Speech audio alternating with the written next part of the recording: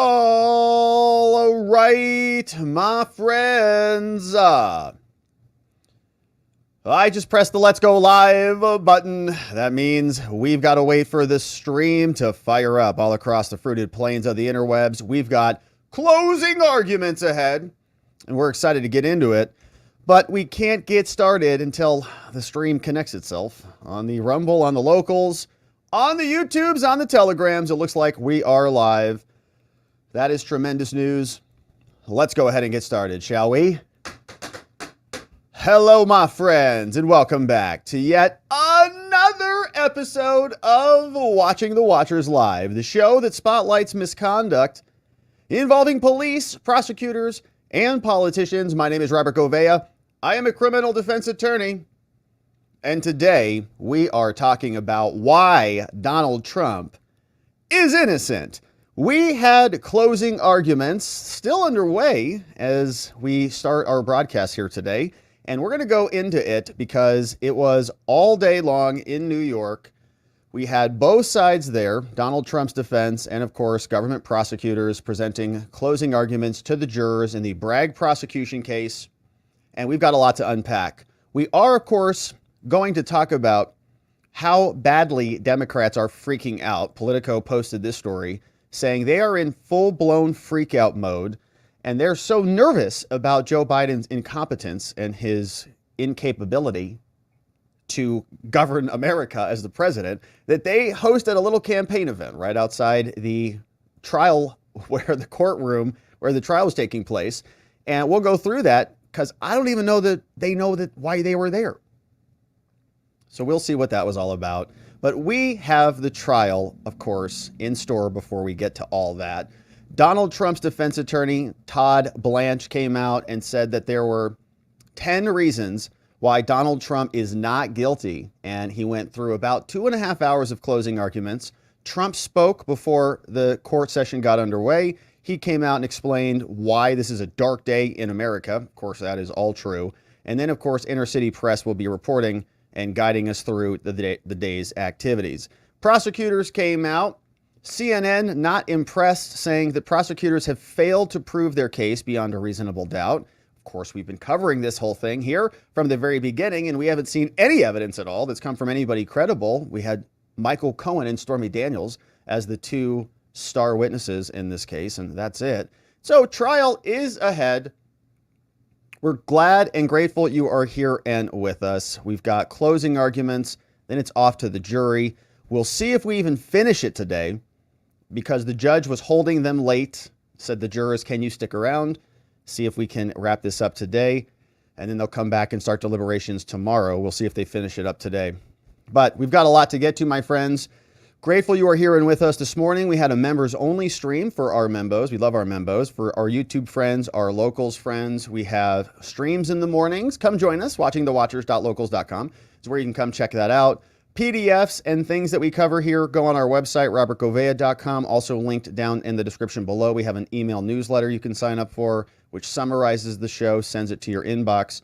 And watcherlodge.com. We've got our event coming up. Man, I was on the phone with Tiffany today over at Trump Hotel, talking to her, and we're going to have such a cool event. It's going to be great. So come join us. If you're serious about joining, go RSVP. We're going to have a more formal sign-up form coming up soon now that I know the details of what this puppy's going to cost, and it is not cheap, baby. Trump Hotel knows how to do it. Whew. I'm like, what's the bill? They're like, here. I'm like, wow, okay, cool, let's do it. All right, well, you only win in America once. You know, you can only retake America once in a lifetime. So we're gonna go celebrate this year at Trump Hotel. It's gonna be fun. We're gonna be there. Our Watcher Lodge meetup is like 2 days after the first debate. It's serendipitous. The planets are aligning. It's gonna be great. All right, so let's get to it, my friends. We've got business to attend to. Closing arguments in the Trump trial underway. We had Todd Blanche, Donald Trump's defense attorney, in court defending the president, summarizing everything for the jurors to make it nice and digestible for them. And in doing so, he gave us 10 reasons why Trump is not guilty. And he saved that for the very end of the closing arguments, but we're going to go through just like we were there, courtesy of our friend Inner City Press, Matthew Russell Lee reporting, and read through the excerpts to see what happened inside. Now, to set the scene, we had Donald Trump come out, of course, speak before the court session got underway, as is his usual routine. You see Todd Blanche to his left. We have the combo duo there, red and blue, power red for closing arguments. It's a very sad day. This is a dark day in America. We have a rigged court case that should have never been brought, and it should have been brought in another jurisdiction. As you know, we asked for that, and the judge never allows us anything. And just to end, we had an election expert who was going to say everything was perfect, where the FEC did nothing, it was fine. And we had a lot of other people. I could give you a list of 40 people that would say the exact same thing as these people said. So thank you all very much. We'll see how it goes. This is a very dangerous day for America. It's a very sad day. Thank you. Thank you, Mr. President. We appreciate it. We'll follow you inside, sir, and see what is happening. But of course, the president is right. Remember, one of the key witnesses that the defense wanted to bring in was the FECA expert witness. We read through his thread in prior trial day coverage, and he said there is a lot of confusion about how all these rules work, and it's going to be very easy for the jury to basically pick whatever they want. We also read through the jury instructions from the judge. So we've got two problems, two things working against the president. One, of course, are the jury instructions, which are problematic by design. You make your money in the mess. There's a lot of grift that you can make in the gray area. And they can do that in the law. The judge just makes it very ambiguous. Pick a crime, any crime, choose your own adventure, whatever you want, jurors. And if you don't like something and somebody else is digging their heels in, beat them up and just say, well, how about this? Choose this or choose this or choose this, because you can't. It's a buffet of criminal charges. Pick whatever. The other, of course, is how he precludes someone from providing clarity. The FECA witness could have come in, given us some clarity, but he's not allowed to do that. So it can be orchestrated and obtuse by design. So that is what Trump said. Now let's get right into the arguments, closing arguments, courtesy of Inner City Press. Matthew Russell Lee reporting, and we've been here for quite some time with Matthew Russell Lee, bringing us inside the courtroom, so we're grateful for his reporting. And of course, we always like to post this right at the top of our timeline so you can follow along with his work. Here is what he reports. Donald Trump is here. Closing arguments, day 21. Blue suit, red tie, power red. Chatting with his lawyer, Emile Beauvais, as Todd Blanche sips from a water bottle. Drum roll as we wait for the court to get in session.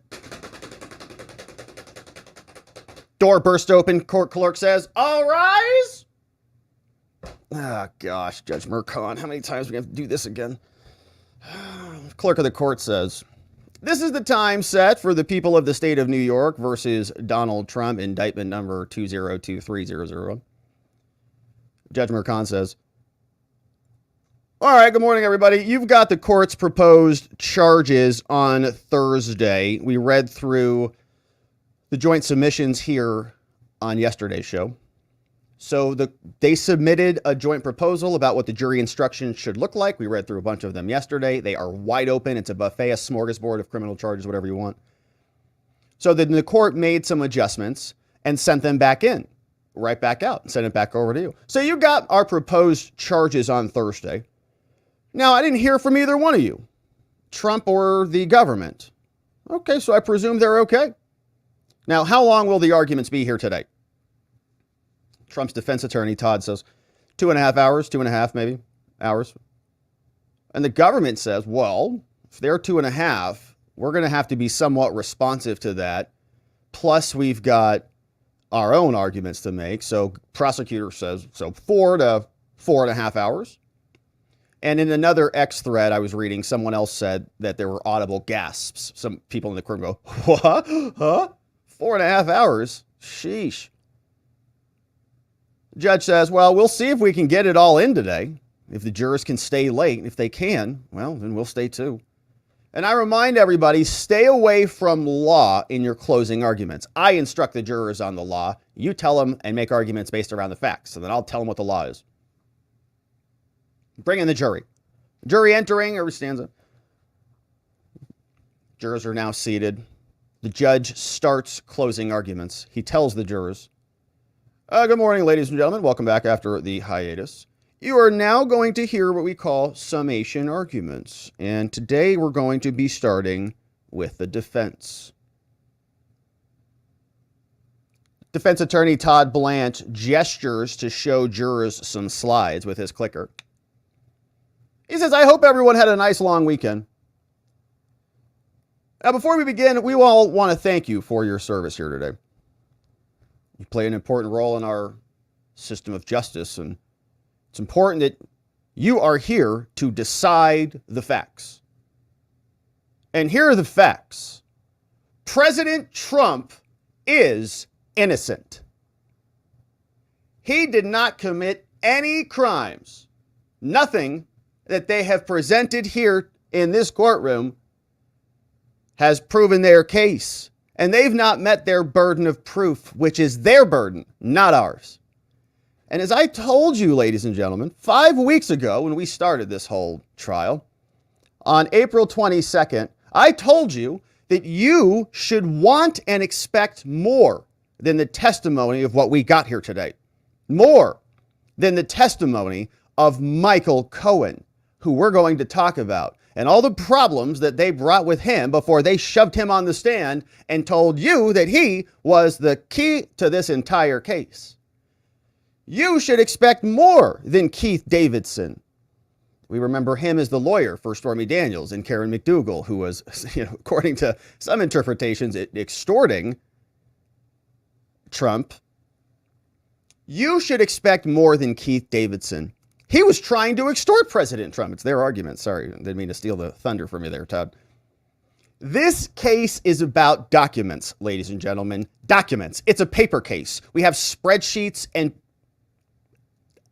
8.5 by 11s. It's not about an encounter with Stormy Daniels. It's not about something that happened 18 years ago. It's not about something that President Trump denies. No, this is about whether President Trump, the facts of their case, as they alleged in their indictment, it's about Trump, while he was living in the White House, acting in D.C. as the leader of the free world, as the person responsible for somehow book ledgers in New York. From the Oval Office, book ledgers. He was managing those. And it was his duty when he was organizing national defense and the executive branch of our entire federal government. He was focused on making sure that the ledgers in New York were accurate. And he was very focused so that they're not intending to influence the election. Right? That's not what he was responsible for. So let's talk about the evidence here.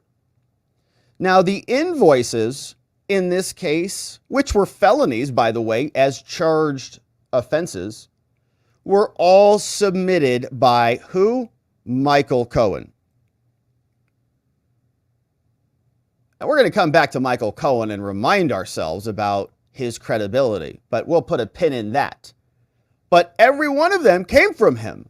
And so you cannot convict President Trump on the word of Michael Cohen.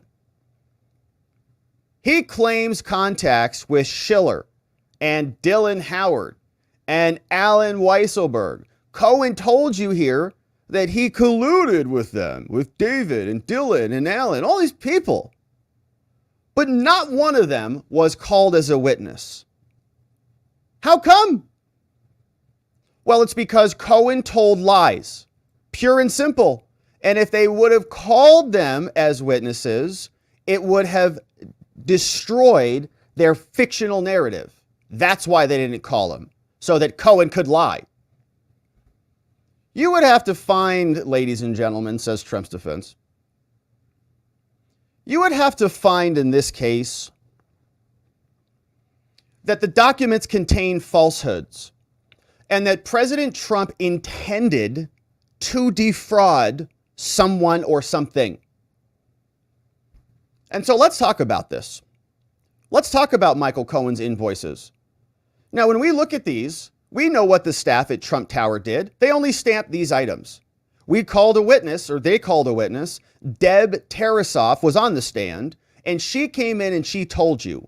She went with what Michael Cohen put on the invoices. So remember, we have 3 different categories of crimes. One is the invoice, Michael Cohen. Every time he prints out an invoice, Trump gets charged with the felony. Isn't that convenient? So every time he sends an invoice, oh, felony. So Trump's just sitting in, oh, another one, another felony. Ding, hey, doorbell, post guy's here again. Hey, ding, another felony. So every single one, every time it lands, then they put it in a ledger entry. Oh, felony number 2. And then as soon as they cut a check, felony number 3. So Deb, nice Deb, is just brought in here. They say, hey, Deb, okay, we got just Michael Cohen sent an invoice in. She says, oh, sure, happy to log that. I don't want to be an accessory to a conspiracy, an accessory to business fraud. So she said, no problem. Fills out the invoice. Cohen wrote legal expense. So she drafts it down similarly.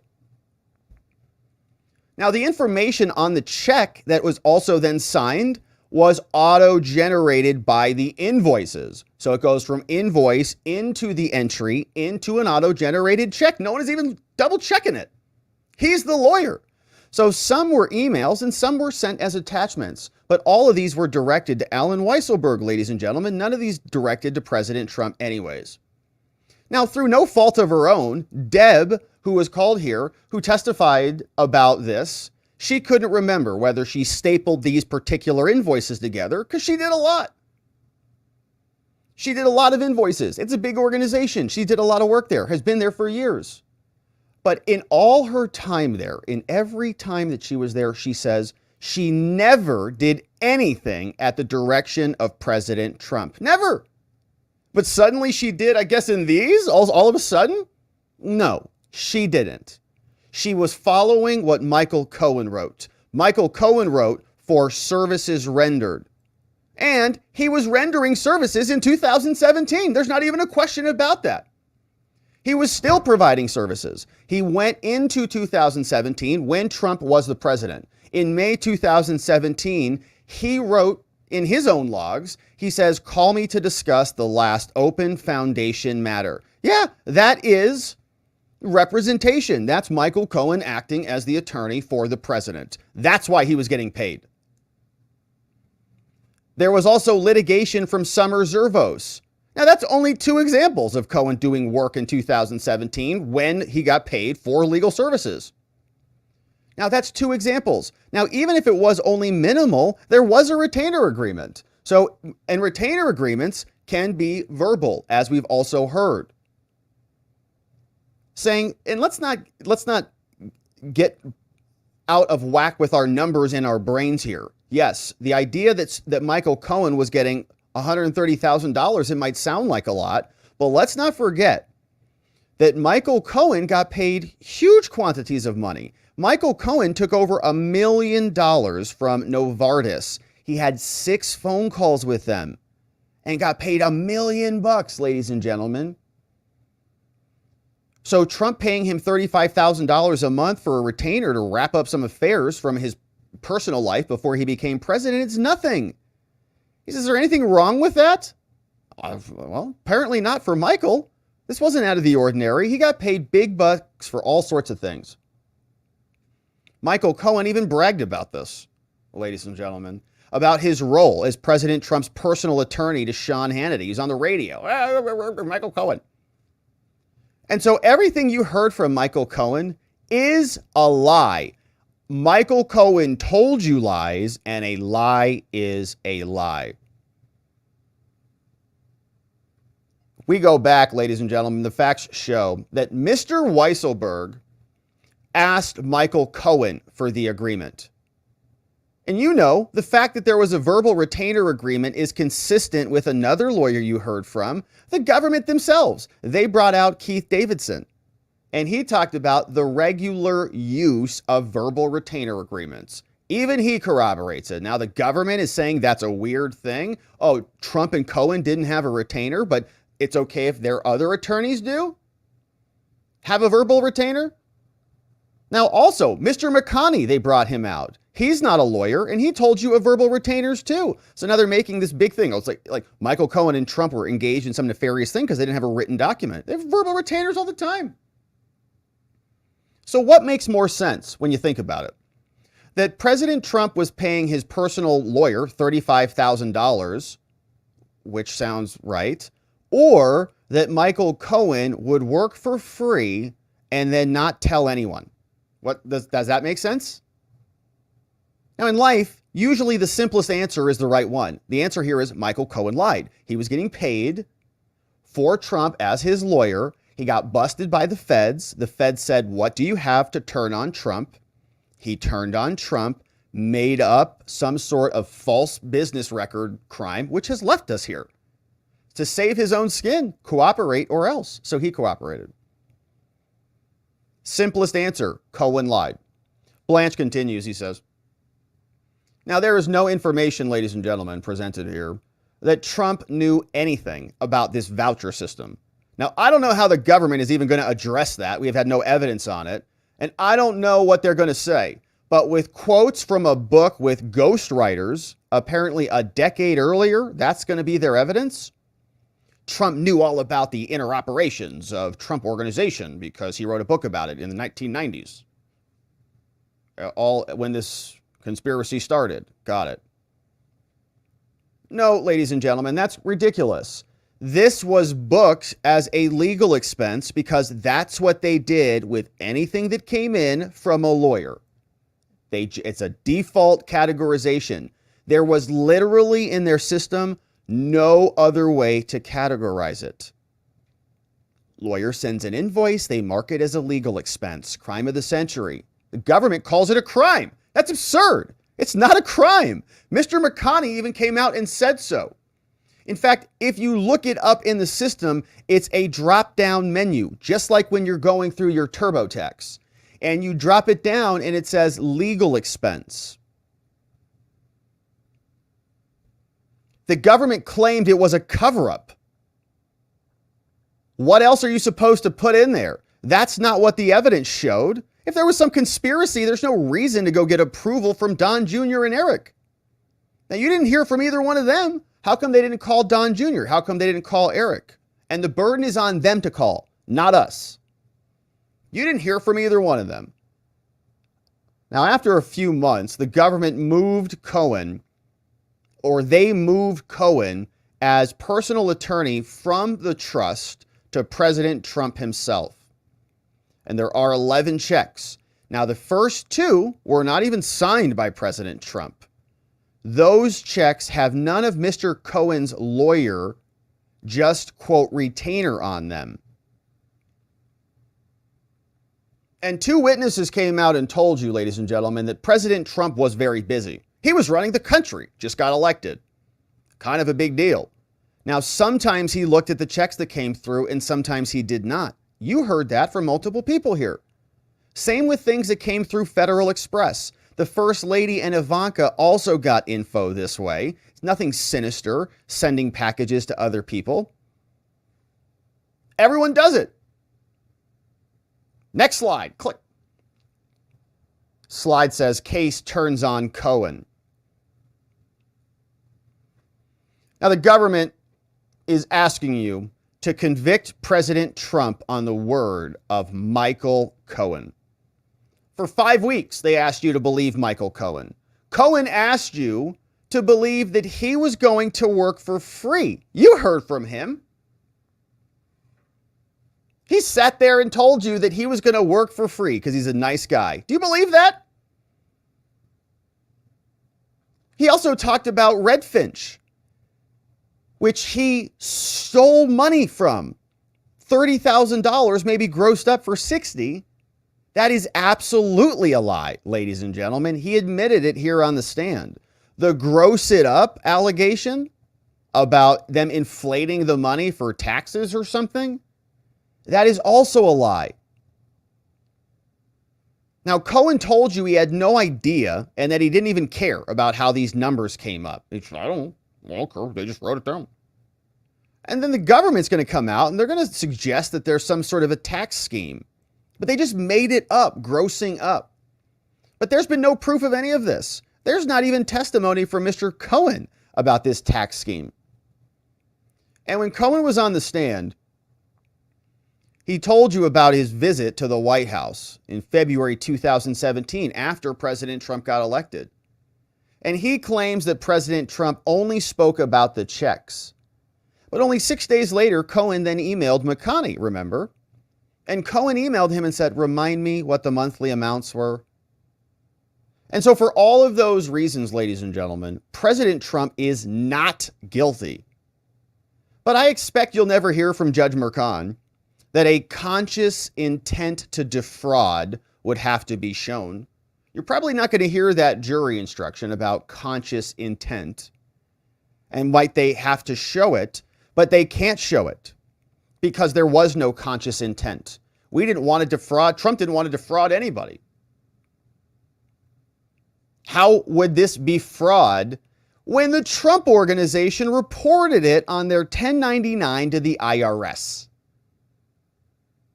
In black and white, plain as day. There's nothing false or misleading about submitting a tax document to the government disclosing an expense. Now, McConnell even came out and told you when he was on the stand. He said there's no way to distinguish on the 1099 form.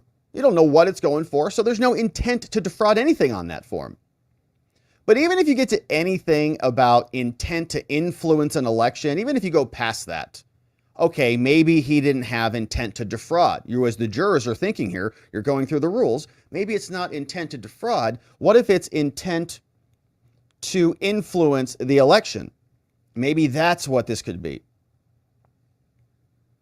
Well, if you go there, the prosecution still fails.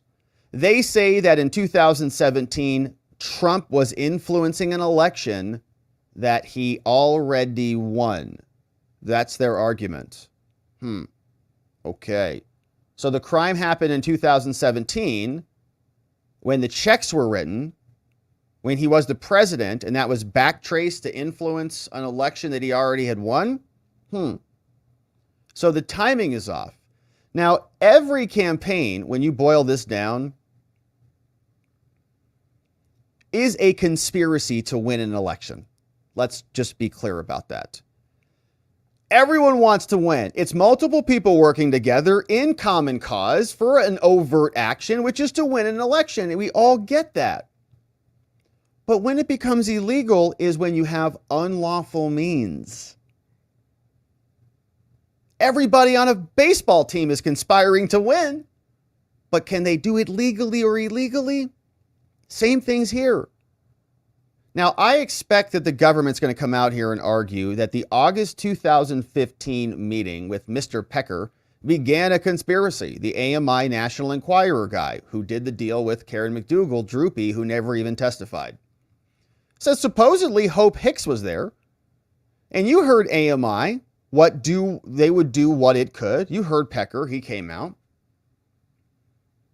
But this wasn't some conspiracy using unlawful means. There was nothing unlawful about this at all. It was totally normal. In fact, AMI had been doing that for President Trump since the 1990s. You heard him say that.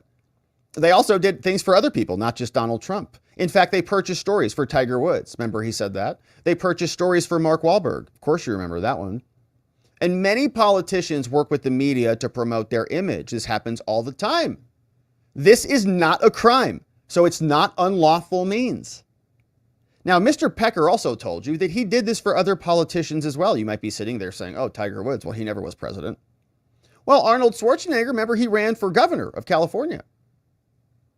And Mr. Pecker bought stories for him and all of his affairs. He also did it for Rahm Emanuel, too, in an Illinois election.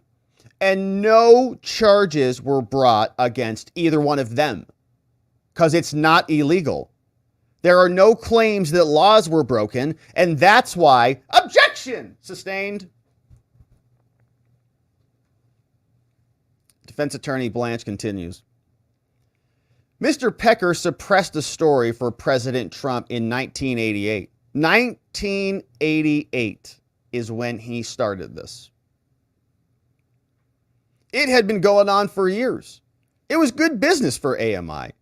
In fact, in August 2015, you remember, was just a general discussion. There was talking about Ted Cruz, the Zodiac killer, allegedly. At the 2018 August meeting, they also didn't discuss any catch or kill programs at that meeting. They didn't discuss any financial arrangement. Anyway, there's nothing abnormal about this anyways, even if you are catching and killing. Mr. Pecker told you that he only published half of the stories he bought. And this was their regular business model. And now, ladies and gentlemen, let's talk about some other stories that they bought. You remember the doorman. Let's talk about Dino Sajudin. You remember him. The love story, the love child story.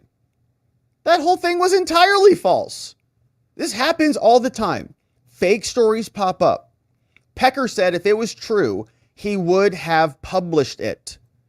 So that doesn't sound like a catch and kill. It sounds like a catch and maybe release it if it's true. It's not killing anything. Pecker said, no, if it's true, I absolutely would have published that. Are you kidding me? Trump with a doorman has some, not maybe Trump, not a doorman. Trump, the doorman knows about some love child with the maid or whatever the story was. Pecker's not killing it. He's going to release it. This is what he does. He collects stories, and sometimes they hit, sometimes they don't. It's the cost of doing business. Now, he only talked with Mr. Cohen about it. That's all. And so what kind of catch and kill conspiracy is that?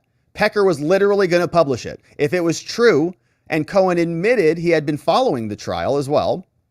So Cohen knew what Pecker was going to say. Let's not forget that. Cohen says, well, I was just kind of following the story here and there. It's not that big of a deal. So Cohen's following what Pecker was going to say. And that's why he said again and again that he wanted to credit. He wanted credit. Cohen wanted to solve something for Trump. That was his ticket in. And McDougal, there was no Trump money paid at all. There was no money paid to her for that deal. And also, Miss McDougal did not want her story to come out. So how is that a catch and kill? Okay, Miss McDougal herself wanted the story killed. She wasn't out trying to publicize this. So why is AMI catching and killing that? They're not. A friend had forced her hand, in fact. A friend publicized her own allegations. And the government has alleged some sort of conspiracy to influence the election, but McDougal didn't want it out either. So it's not only Trump. Was McDougal running for president? No, she wasn't. She didn't want the story out because it was going to hurt her reputation. Trump didn't want it out because same thing. She wasn't running for president, but someone else forced her hand, and so she made a deal. And by the way, ladies and gentlemen, when David Pecker was on the stand, he told you that he spoke with a lawyer. Objection sustained.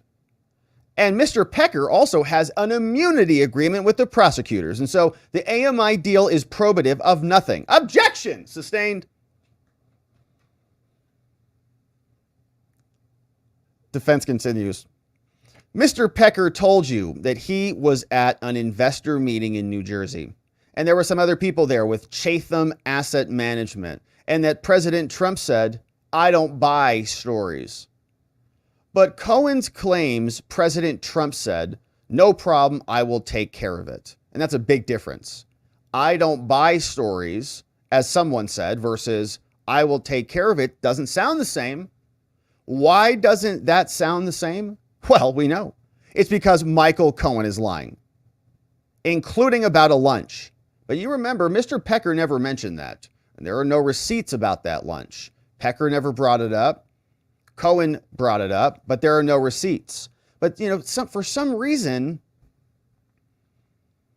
key meetings are remembered with clarity by Mr. Cohen from 2016. When you go back to that era, that's where he's really focusing his attention. And what about the recording of President Trump, ladies and gentlemen? Can you imagine a lawyer doing this, recording their clients secretly? Cohen said he recorded his own client in order to play it for Mr. Pecker. But he never played it for Mr. Pecker, huh? And although Ronna Graff was supposedly there, they didn't ask her any questions about it either, including about why it was cut off. So why didn't the government ask her about that recording if she was in the room? On the recording, you can hear someone say, check, as the beginning of the sentence. It's clearly the beginning of a sentence. We will never know. And at the end, it's Dawn or Dawn. Dawn, D-O-N, or Dawn, D-A-W-N. It's not clear. And it's not in the transcript, so we don't know. Is it Donald Trump or is it Dawn, like someone else named? We don't know. Now, Mr. Cohen claims that he stopped his super important recording of his client to take a call from Capital One Bank. Remember that testimony? Trump's recorded. They're talking about moving some stuff around. Trump says, "Get me a Diet Coke, please." So they bring him a Coke, and they're having this debate. No, move this around. Let's pay cash. Let's do something. Then the phone call comes in, or something cuts off. Oh, hey, Don, something, and he takes the call. Apparently, it was from Capital One Bank, and the form said NIOP CFNA VM. That is, it went to voicemail. It says the call forwarded, no answer. And so what you heard, ladies and gentlemen, was, again, Michael Cohen lie. It said call forwarded, no answer. He didn't take that call. He lied about taking that call. The records show it right here. And what about Stormy Daniels? She denied the incident took place completely, but it was published in 2011. So how could this issue have influenced the election if this was published in 2011? So what happened here is there were people who wanted to export and exploit and extort money from President Trump. You heard from Ms. Rodriguez and from Davidson. You also heard that Michael Cohen paid for this on his own because he was worried about his future. The only person who says President Trump knew anything is Michael Cohen. The only one. And you cannot, ladies and gentlemen, you absolutely cannot believe the word of Michael Cohen. Dylan Howard was also brought up. And we know that he conspired with Stormy Daniels and with Gina Rodriguez to get money from President Trump. You never heard from Howard or Rodriguez, though, in this trial.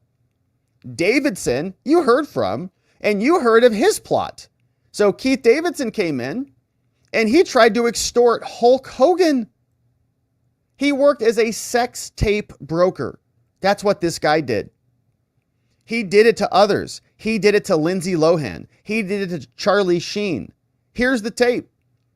After the election, he said, we lose all effing leverage, so settle this effing case now. What you have here is objection. Sustained. The judge says, let's take a break here right now. And they pause. But we don't. We're back. Trump's attorney, Todd Blanche, gets asked, how much time do you have left, Todd? He says, I have half an hour left. Merchan says, well, the jurors say that they can work late. We might have to take a snack break. Bring in the jury. Jury comes in. All rise. All right. Please be seated. We're back.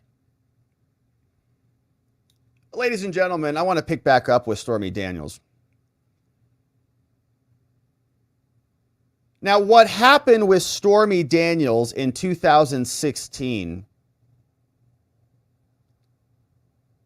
consistent with the conspiracy that prosecutors tell you President Trump, Mr. Pecker, and Cohen entered into in 2015. They say it's consistent, and so let's look at it. Now, Ms. Daniels repeatedly denied that there was any sex with President Trump. She said that repeatedly. Now, she tells you that she not only denied it due to a threat that she says was made to her in a parking lot in 2011, but they were lying about the threats, and they were trying to get money in the fall of 2016. And what happened in 2018?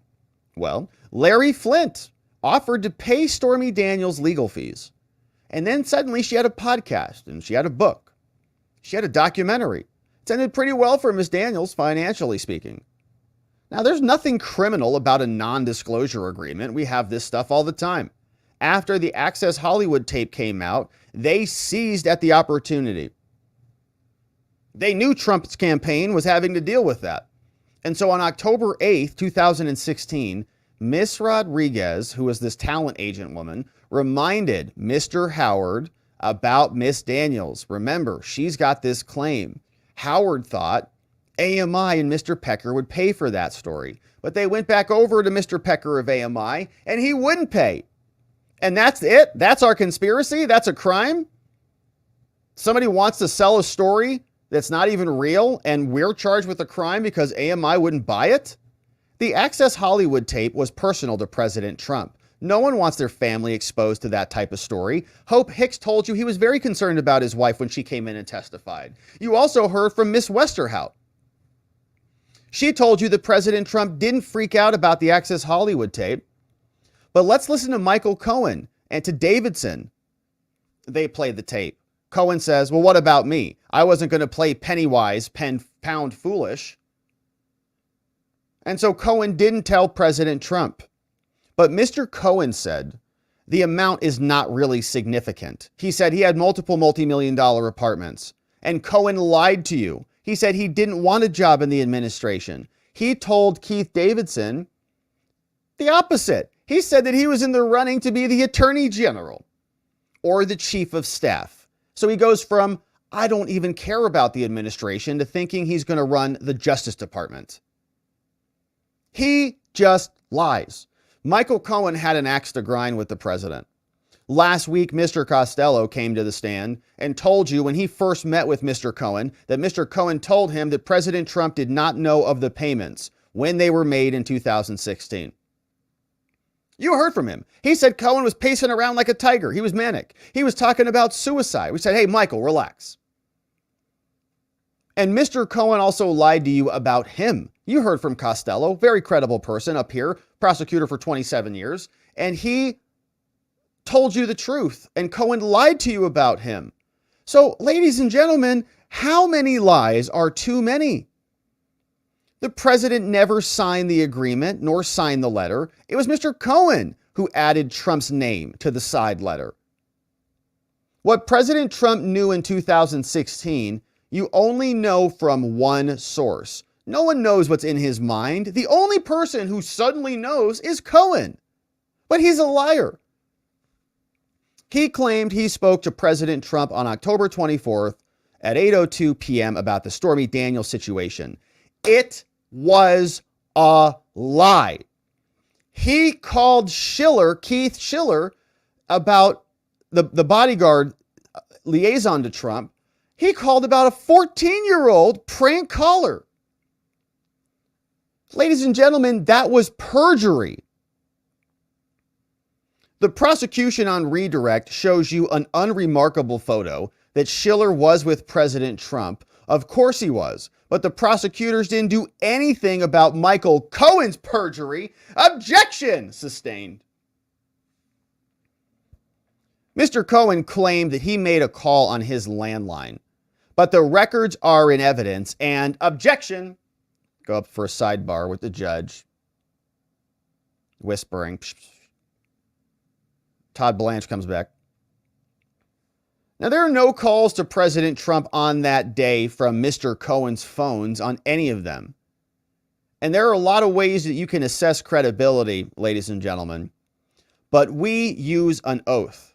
And we've learned that Michael Cohen does not take that oath seriously.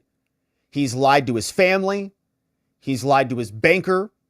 He's lied to the FEC, to reporters. He is an MVP of liars. But he's not just a liar.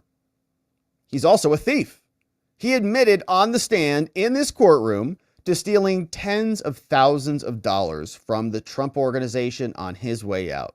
And he's never been prosecuted for that. Cohen has been obsessed with President Trump for 2 decades. In fact, remember when he said this? Play the audio.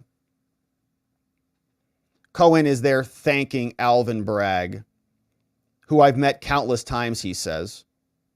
Countless times? He's never met Alvin Bragg, says Blanche. He's made millions off President Trump. He's actively objection sustained. Now, ladies and gentlemen, I know I've been speaking a lot here today, and I thank you for listening, but I'm almost done. And here are 10 reasons for you to have reasonable doubt. The top 10 countdown, let's go. First, the invoices. They're charged as crimes here. Michael Cohen created them. He wrote them. He put what they were for. He sent them over to the Trump organization. They processed them like every other invoice. President Trump didn't know about them, had nothing to do with them. The testimony confirms that. Number two, second, the Valentine's Day 2017 voucher. There's no evidence that President Trump ever saw the voucher at all. And so there's no intent to defraud anything. In fact, we filed a 1099. They filed a 1099 to notify the government about this. And when the government comes out, they're going to argue that this was done to influence the 2016 election. How is that possible? The prosecutors are going to say it was under the FECA, but there's no evidence of any willful violation of the FECA or tax laws. What's the evidence that there was a violation of a tax law? Well, it comes only from Michael Cohen. It's only from his language. He just said they told him, gross it up, but there's no evidence of that at all. And sixth, AMI would have to run Sajudin's story. So there's no catch and kill. So if they're publishing stories, they're catching and releasing the stories. So there's not some sort of gimmick here. If it was true that Trump and Stormy did the hibbity-dibbity, then they would have published it more likely, just like they would have with this case. And seventh, McDonald also, there was no catch and kill. McDougal wanted the case never brought to light. Her friend released it. And eight, Stormy Daniels' story was already public. So what were they covering up? And ninth is the manipulation of the evidence. We've caught them manipulating the evidence. They showed Mrs. Trump's text message. They showed to call her husband, but then there was no call. Now, they didn't show you the text about the 14-year-old caller. We showed you that. And when was the phone synced on this evidence? Who knows? No one knows. Mr. Cohen lied to you about all of this. And finally, ladies and gentlemen, number 10 is Michael Cohen. Michael Cohen is the biggest liar of all time. He's the human embodiment of reasonable doubt, walking around in a disgusting meat suit. He lied. He is biased and motivated to tell you a story that is not true. They say Tom Brady is the GOAT, the greatest of all time. Well, Cohen is the gloat, the greatest liar of all time. Todd Blanche, well done. Absolutely outstanding. Trump's lawyer, Todd Blanche, continues. Michael Cohen lied to each of you repeatedly. You cannot send someone to prison based on objection sustained. Now you see where this is going.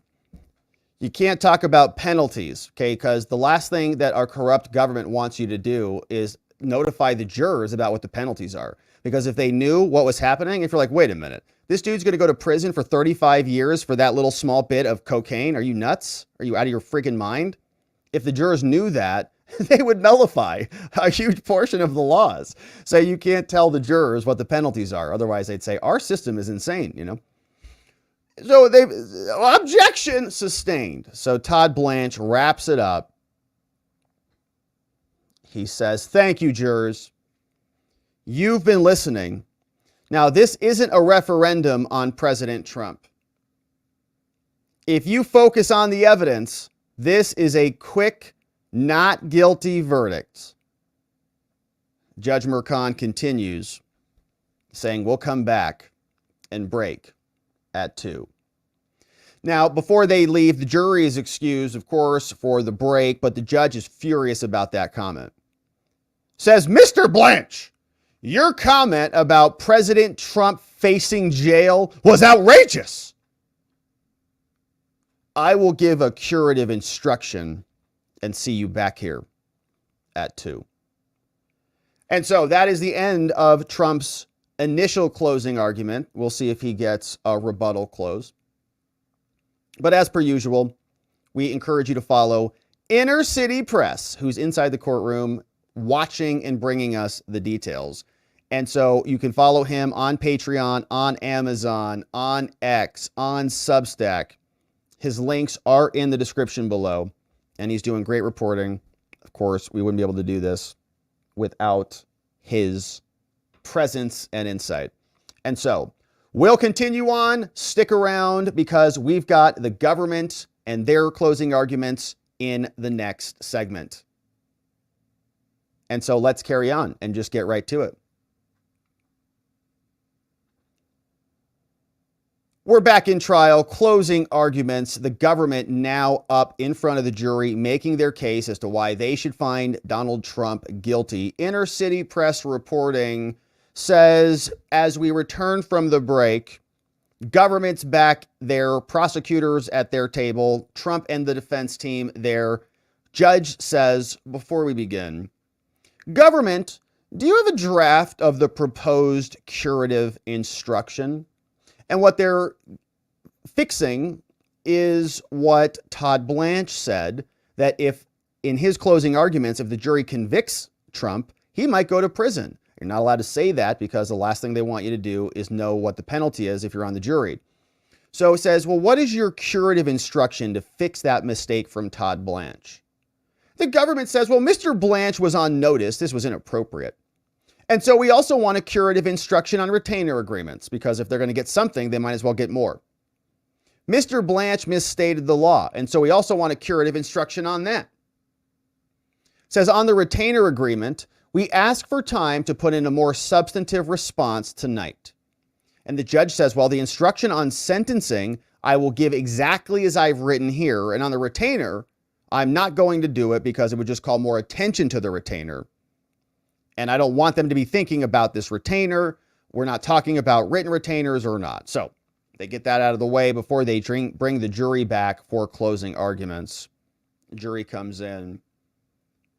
Judge says to the panel, all right, ladies and gentlemen, before we begin with the government's summations,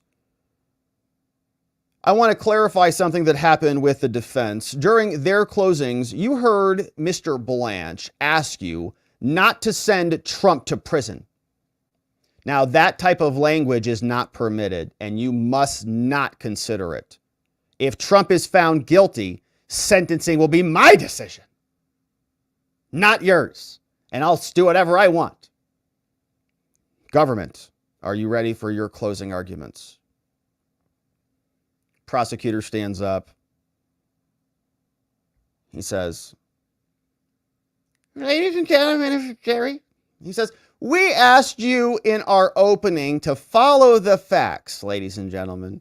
The bank records. We asked you to tune out the noise and to ignore the sideshows. If you can, you'll see that the people have presented strong evidence.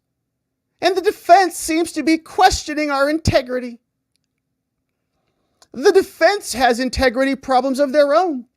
Says they double counted Mr. Cohen's calls with Mr. Costello. But we don't have the records for Mr. Trump's phone lines in the White House. And the absence of a call record does not prove that the call did not happen. All right, we got to be very careful about burden shifting here. We don't have the records for Trump's phone lines in the White House, almost implying that it's Trump's responsibility to produce the records to exonerate himself. It's not his burden. It's the government's burden. They try to shift it all the time. Now, the tape Mr. Blanche played, it wasn't about Stormy Daniels. It was about her ex-boyfriend, says the government. Daniels' first goal was to try to get the story on the record. That's why she recorded it. She tried to protect herself and her family. And Gina Rodriguez was reaching out to Dylan Howard. And so this is all normal. And extortion is not a defense to falsifying business records. So Trump can't suddenly claim, well, I falsified it because I was being extorted. If you have any doubts about that, ask the judge. He'll tell you very clearly. Even if you think Trump was the victim of some extortionate scheme, he doesn't get to change his records. He should have gone to the cops and told them not to create false entries. Mr. Blanche praised Pecker. Well, Mr. Pecker eliminates the notion that this is politics as usual, is what he said. He said Mr. Pecker has no reason to lie. But the truth is Mr. Pecker was devastating. Other witnesses, says this prosecutor, yes, have been attacked by the defendant on social media, subject to the wrath of his most fiery supporters. Are they doing the insurrection close right now, the insurrection closing argument? Stormy Daniels was silent in 2017 until Cohen started saying the sex never happened. And he says, yeah, well, some of her testimony was cringeworthy. We agree. We acknowledge that. We know. But fortunately, Stormy Daniels did not offer details into the actual sexual act. Gross. It has nothing. It's a false business records case. If you credit her testimony, it shows motive. Yes, her story's messy. Okay, that's the point, ladies and gentlemen. What an admission from the government. Yeah, her story's a little bit messy. Yeah. But that's the point. She's a porn star. They're very messy. Stormy Daniels is the motive. And so that brings us to Michael Cohen. He's again coping hard. I told you, ladies and gentlemen. Yeah, he has baggage for sure. These two admissions. This is a hell of a tweet right here, I'll tell you. Yeah, her story's messy, Ted. Yeah. And he's got some baggage too. Mm-hmm. We agreed that Cohen is an interested witness. Yeah. But listen to his honor. Listen to his honor. Michael Cohen is understandably angry. Pecker got a non-prosecution agreement. He didn't get charged. Howard's in Australia. He's not being prosecuted either. And so Cohen was Trump's consigliere. Then he got dropped like a hot potato and Trump called him a sleazebag. The other guys fled, but Cohen got stuck with this. And by the way, Cohen didn't say in this trial that he spoke with District Attorney Bragg. The conversation with Davidson, which is Exhibit 265, Cohen reveals that Trump, quote, hates the fact that we did it. Cohen had no motive to lie at that time when he said that. He was still getting monthly checks. So when he was saying he hates the fact that we did it, that was the truth. Now, the defense says that Cohen stole from the Trump organization. I'll call it the TO. I'll call it the TO. Cohen laid out $20,000, but allowed Weisselberg to write $50,000. That was wrong. Yeah, that's stealing. We admit it. But after doing 3 years, he says he paid the price. Now, that's not a defense to stealing, but he said he paid the price. This is insane that a prosecutor is excusing theft in his closing argument. Yes, our witness committed theft, stealing. He committed a new crime to the tune of about 30 grand. But he says he's paid the price. And the prosecutor says, and that's way worse. This is way not even a big deal. What Trump did is dramatically worse. Prosecutor. Now, Cohen is making money. That's true. He's even selling merchandise. Yeah. And Mr. Blanche put up a slide on that, put up Cohen's t-shirt. Now, that's not a crime, though, to sell merchandise. And I suspect that Michael Cohen's going to continue to do that. But he can't own taxi medallions anymore, so he gets online. And when he gets online, he gets attacked from Trump and from his supporters like us. Cohen feels like he was treated unfairly, but he went to prison for that. And so, sure, you should consider it. You should consider what he said and what he's done. But does it cause you to outright shut your ears to all that he has to say, la, la, la. His lies to Congress had to do with Robert Mueller, and he got no benefit from that at all. And so some of his lies are lies, but some of his statements are not, and you get to decide. Now, the October 24th phone call, they said it was a big problem, but Cohen said that he did not initially remember all of the topics. I want you to look at this photo, ladies and gentlemen. Now, let me do a dramatic reading. This photo, the defendant and Mr. Schiller were together. Then Cohen texts the kid's number to Keith Schiller. Now, maybe Cohen got the day and the time of the call wrong. We don't know. You know you made a call. You see a record and you say, yeah, that's it. That's the day I made the call. Sometimes you just get the days wrong. If Cohen really wanted to come in here and lie, he would have gone even further. He would have made up a bunch of other stuff. But this was just a simple innocent mistake. That wasn't a lie. He just got confused. Let's think about how this works, says the government. Cohen was the buffer, the guy on the ground who could bully everyone else. He was a way for Trump to maintain plausible deniability, or here, implausible deniability. I'm sure the prosecutor is very happy with himself on that one. No, nicely done. Right. The rest of the prosecutors are like, oh yeah, you nailed it. We didn't pick Cohen up at the witness store. That's probably what he said. We didn't go in there and pick up Cohen at the witness store. He's not like our favorite, okay? Mr. Trump picked him, and we're just doing what we have to do with him. And I want to read you this passage from this book.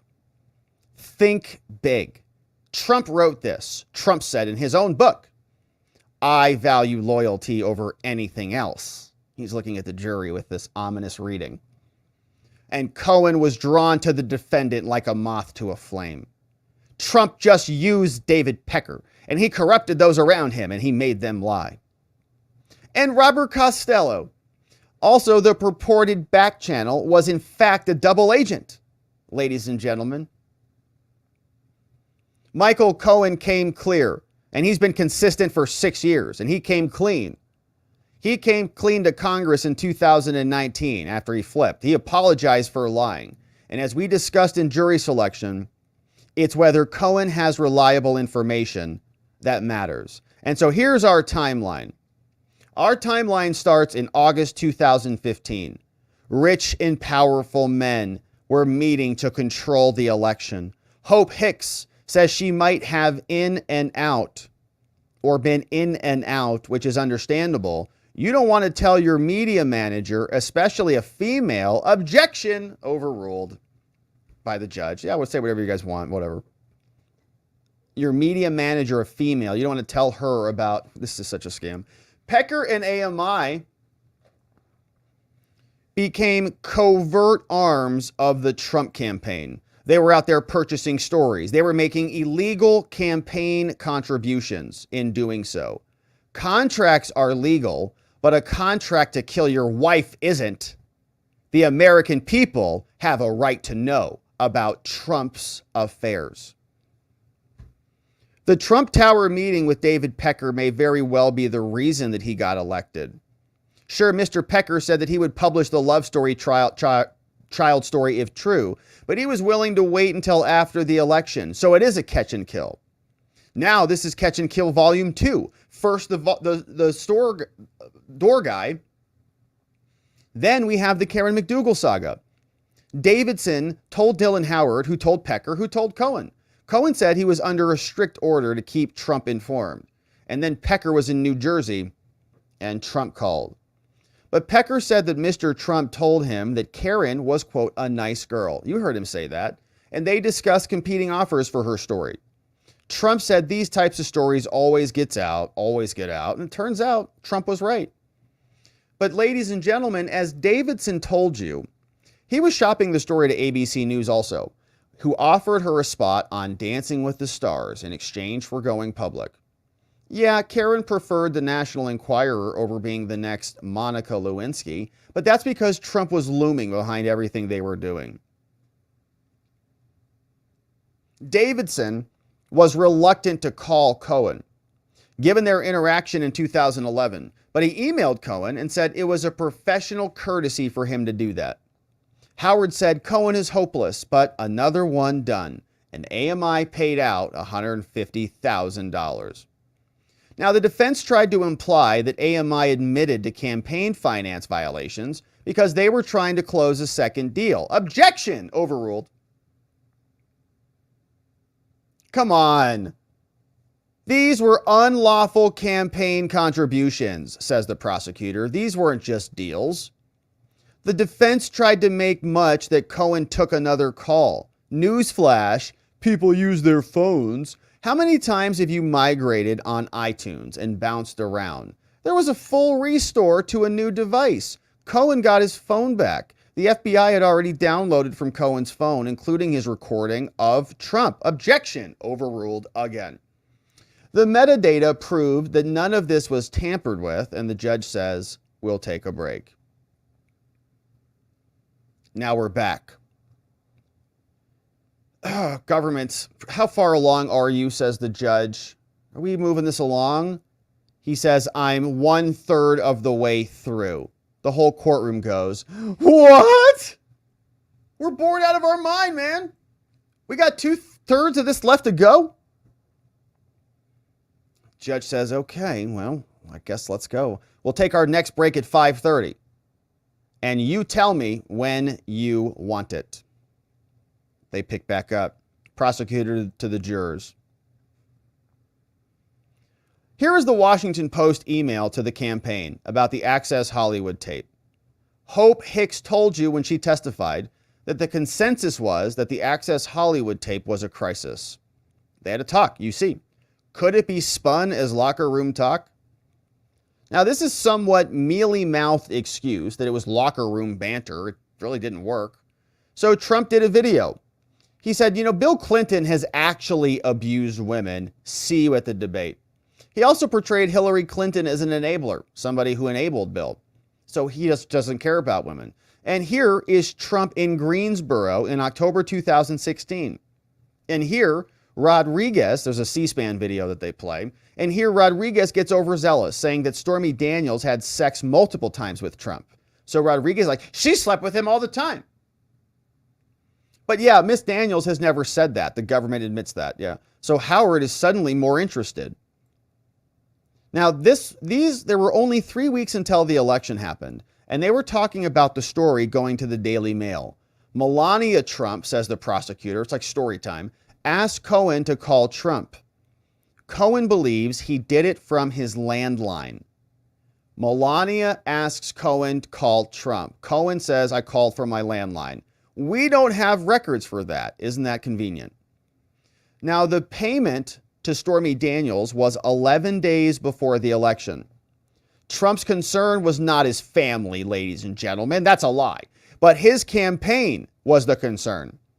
Okay, Hope Hicks mentioned not delivering newspapers to Melania, but asked, how's it playing? So yeah, maybe he did have some concern about Melania. It's wild that he brought that up. Hope Hicks mentioned, yeah, Trump said don't deliver the news to Melania. Why? Because he doesn't want his wife to get upset about it. But he asked, how's it playing? So he was actually more concerned about the election. On November 8th, Trump was elected.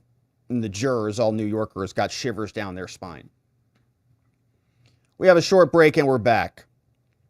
Prosecutor continues, saying, now I want to talk about the business records. Michael Cohen asked David Pecker to intervene on his behalf. Also, Davidson. While he was shopping at some oddly decorated box store, if you remember, Cohen said that Trump said not to worry.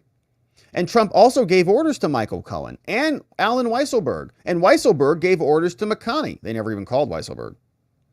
Who gave orders to Deb, and the false business records were created. Listen to these weirdos. Trump gave his orders to Cohen and Weisselberg. Weisselberg gave it to McConney. McConney gave it to Deb. And that's you follow the bouncing ball all the way to the end of the line. Ladies and gentlemen, here is the bank statement that Weisselberg gave to McConney.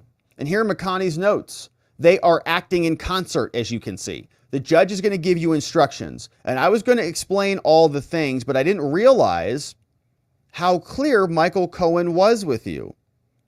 The 1099 is false. It was a no non-employee compensation. It was not non-employee compensation. It was a reimbursement. So that's also fraudulent. It's a crime to file false tax documents, even if you overpay. Now, Cohen did 10 hours of legal work for Trump in 2017. And would Trump pay those fees for 2017 work? You think he's going to pay $35,000 a month for for 10 hours? No. So now let's go over the invoices, the vouchers, and the checks. On some of these, you can kind of see the staple markings.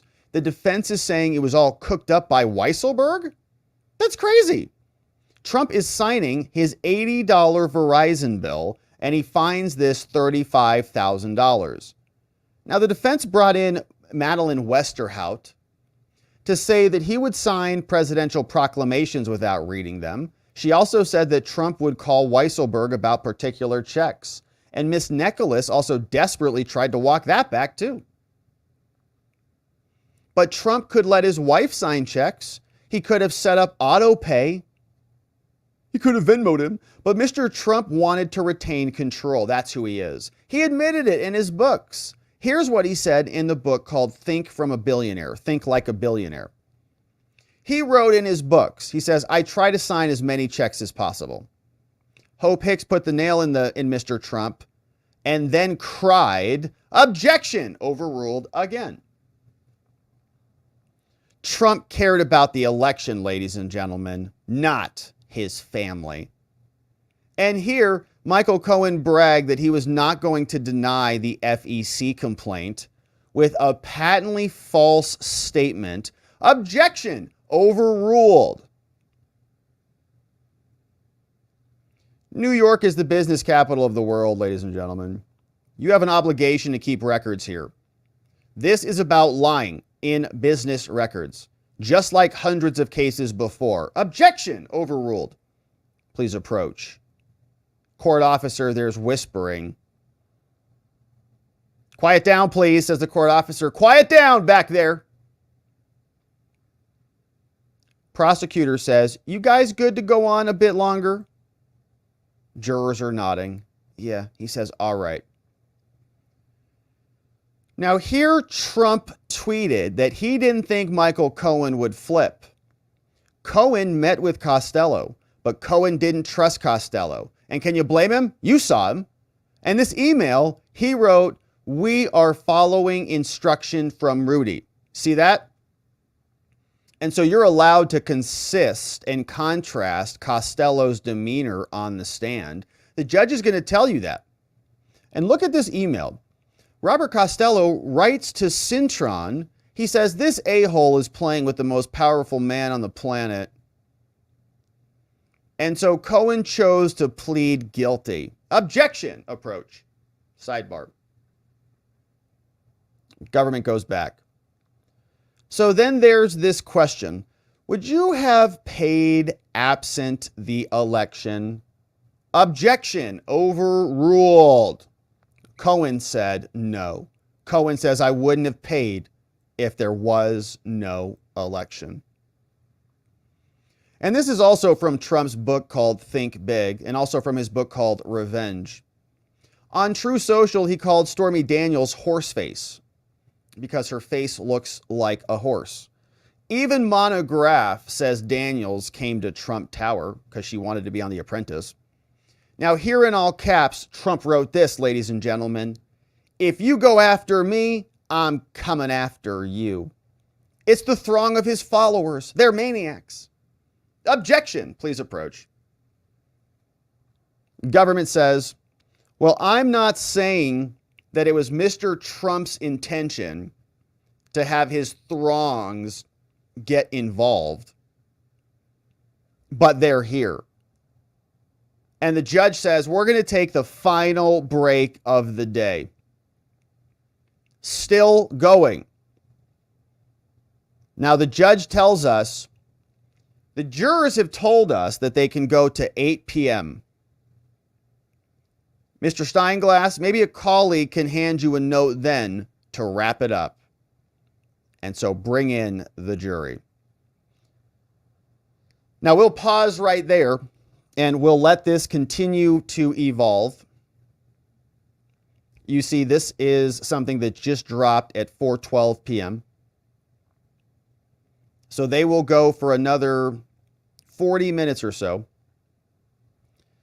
And while they're carrying on, let's pause on that and come back on our final segment. So we'll just do our final segment and we'll wait for that one to wrap up. And we'll be able to really just enjoy this full press conference from the Democrats, give or take. So we'll do this segment, then we'll come back and wrap it up. They got about 45 minutes left. Yes. The Biden-Harris campaign is in full freak-out mode. Politico has some insiders who are revealing the truth. The Trump trials are not working to stop their opponent, and so now they need a plan B. One of their plans is to try to grift off of the Trump trial itself. They're not getting any attention. Everything that they're touching is turning to garbage, and so they sent out a bunch of Democrats to stand outside in Manhattan to say, notice me, pay attention to us, because Trump's being prosecuted over there and we want some attention ourselves. We'll see how it works out for him. But here's the story. Politico is reporting Democrats in full-blown freakout mode over Joe Biden. Oh no, womp, womp, womp. Why did it take so long is the real question. One advisor to major Democratic donors keeps a running list of the reasons why Biden could lose. I wonder what that list looks like. But here's what's going on. A pervasive sense of fear.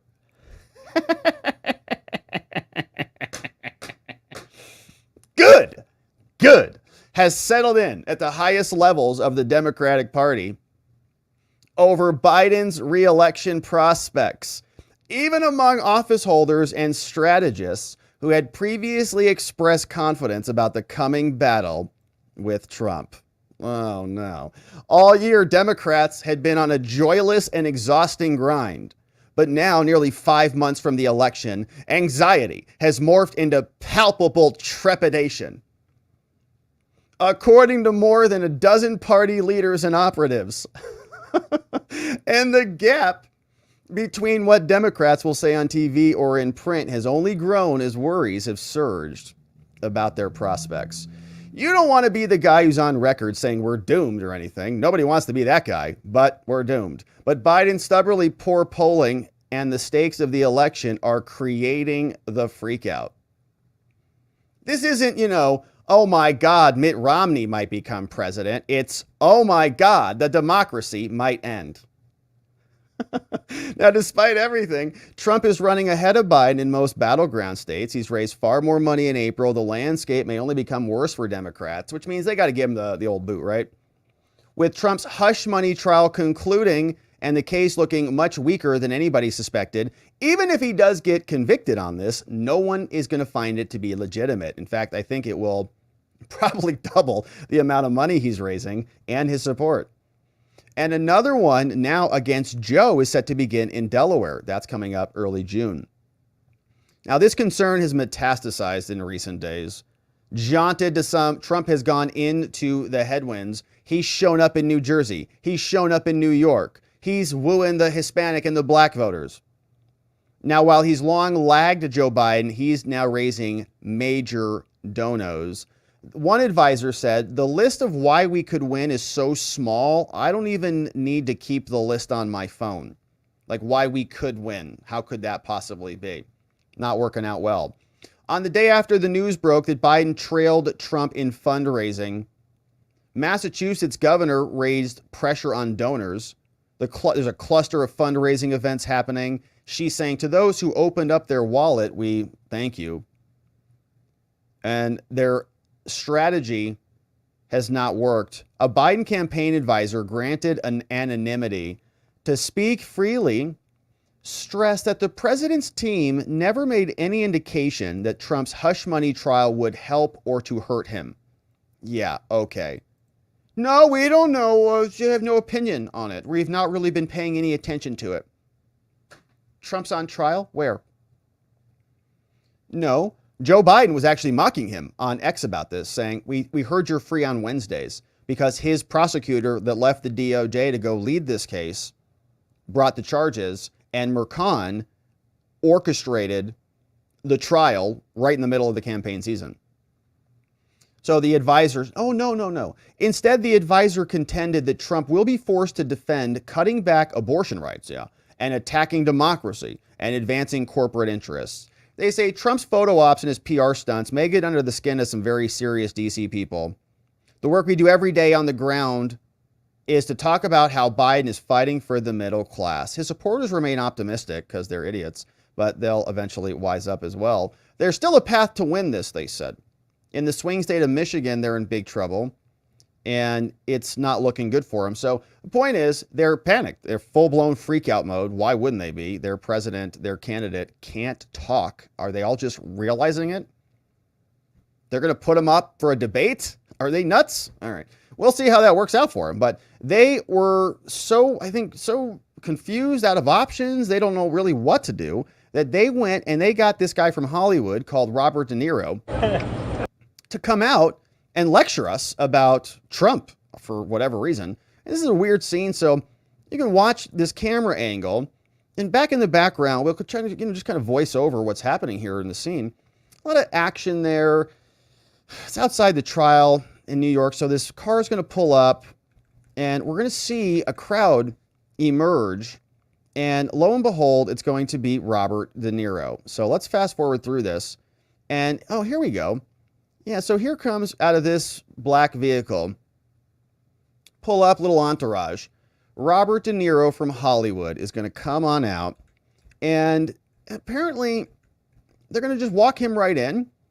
And you can see here is Robert De Niro from Hollywood. Now, he's not the only actor who's a part of this entourage. You'll notice there are other actors. Robert De Niro is famous for some Hollywood acting. These other actors are famous for acting on January 6th in Congress. You know these officers, Harry Dunn, and we also have Michael Fanone right there, the other actors, and some other Democratic people. Now, you'll notice that also something was happening here, but Robert De Niro is still masked up. So it's a nice sunny day outside. Some of these people are wearing things on their head, like this guy has a giant hat on his head. So it's not unusual for people to be wearing stuff on their heads or faces. This guy has sunglasses on. But Robert De Niro, he has a mask on. He must be talking with them like, why don't you guys have your masks on? Then he takes his mask off because now he means business. Now he's going to go talk about Trump now. What a monster he is. So these guys come out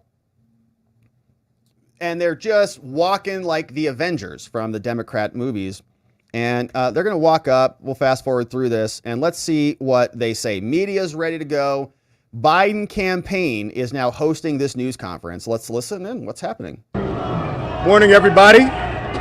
Good to go? Yep. All right. Thank you so much for being here. First of all, let me say this first and foremost. We're not here today because of what's going on over there. We're here today because you all are here. And so we are proud. We are glad that you're all here this morning.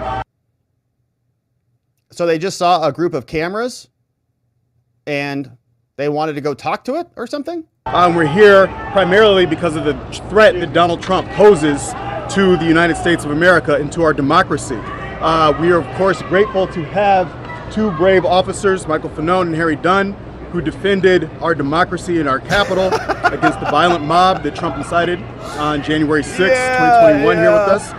They defended our democracy. Have you seen the Capitol Hill footage of Harry Dunn waddling around Congress, dropping his magazines, screaming at people like a lunatic? You wouldn't want that guy putting out a house fire, okay, let alone defending your Congress. And by the way, he lost his primary campaign. Oh, doesn't that stink? Of course, we are happy to have Robert De Niro, a native New Yorker who can spot BS a mile away and isn't afraid to call it out. So the contrast here pretty much writes itself. As we speak, Donald Trump's somewhere fighting for himself, maybe taking a power nap. And we've seen him for weeks and for months now. He's in trial, you weirdo. He is in court under subpoena, under court order from a judge. Taking a power nap somewhere? He's in the courtroom. That's why you're there. Do you even know where you are?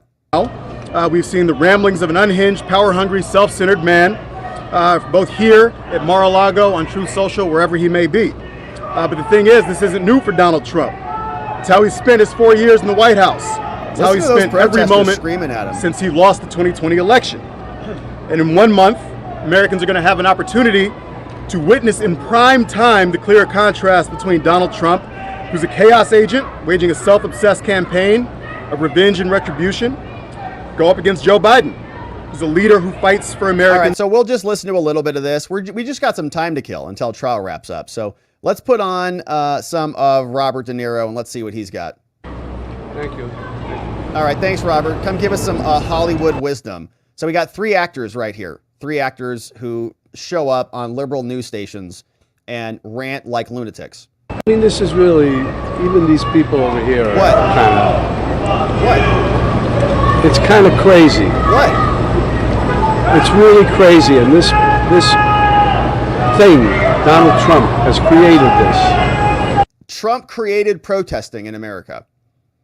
Trump has brought these people out to come scream at Robert and these 2 fake cops. He should be telling them not to do this, but he's Trump should tell the protesters to be respectful to Robert De Niro and go home. First of all, Trump didn't tell the protesters on J6 to go home, and so we almost died on that day. And now Trump is causing another insurrection on the streets of New York by not telling the protesters to go home in peace. just, he wants to sow total, he wants to sow total chaos, which he's succeeding in some areas and places to do. Anyway, beside all that, this is my neighborhood. Yeah, get your thoughts together and speak like you know, like you have a message. Gosh, I'm starting to sound like Robert De Niro over here. Downtown New York City. I grew up here and feel at home in these streets. I feel comfortable. The Twin Towers fell just over here, just over there. This part of the city was like a ghost town. And now Donald Trump is going to take down new towers and American democracy, like the Statue of Liberty. But we vowed we would not allow terrorists to change our way of life. And we started the Tribeca Festival to bring people back. I love this city. I love this city. I don't want to destroy it. Donald Trump wants to destroy not only the... Donald Trump has built multiple buildings in New York and been a real estate investor for decades. Robert, what have you built in New York? City, but the country, and eventually he could destroy the world. But we vowed we would not allow terrorists. I owe this city a lot. Look at these guys. And that's why it's so weird that Donald Trump is just across the street. Because he doesn't belong in my city. I don't know where he belongs, but he surely doesn't belong here. We New Yorkers used to tolerate him when he was just another grubby real estate hustler masquerading as a big shot. A two-bit playboy lying his way into the tabloids, these guys are pretending just the worst. to be a spokesman, a spokesperson for himself. What's your argument? He was calling it as himself for himself, to fool the press into inflating his net worth. What is your argument? A clown.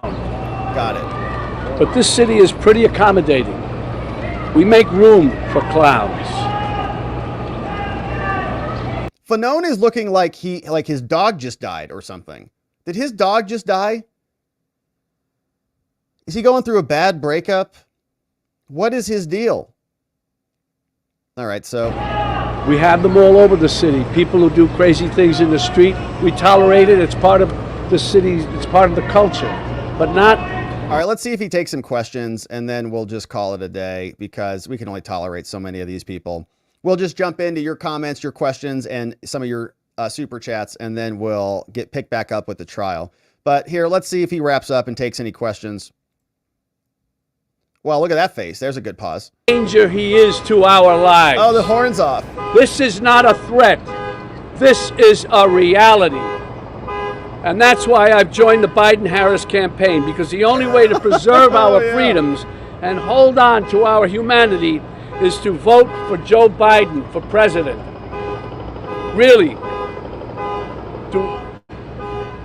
We don't have a choice. Should have rehearsed your lines there, Robert. On January 6th, while Republican lawmakers despicably tried to keep the loser Trump, in the White House. He's lost it. And Trump-inspired insurrectionists stormed the Capitol. Brave men and women from law enforcement put their lives on the line to defend this country. Our democracy. Lunatic. They are the true heroes. These guys are the true heroes. No. They stood and put their lives on the line. No, they didn't. For these lowlives, for Trump. No, they didn't. They lied under oath. Commenter. They lied under oath. They lied under oath. Who lied under oath? They did! What are you telling me? Those two traitors lied. Excuse me? Those two cops, so-called. They lied under oath? Yeah. What are you saying? They're traitors. Yeah. They're traitors. Yes. You gotta, I don't know, I don't even know how to deal with you, my friend. I don't even know how to deal with you. Say something. They stood there, they didn't have to. And there were other ones in there who probably were in with them a little bit too, and they found a way to get around. Not these guys. What? They stood there and fought. For us, for you. For you. They weren't fighting for me. No, they fought for you, buddy. Yes, You're they able did. to stand right here now. Yes, they did. Yes, they did. They are the true heroes. I'm honored to be with these two heroes today, from former Capitol Police Officer Harry Dunn and former Metropolitan Police Officer Michael Fanone. All right, so actor number 2 is going to come out. I almost died that day.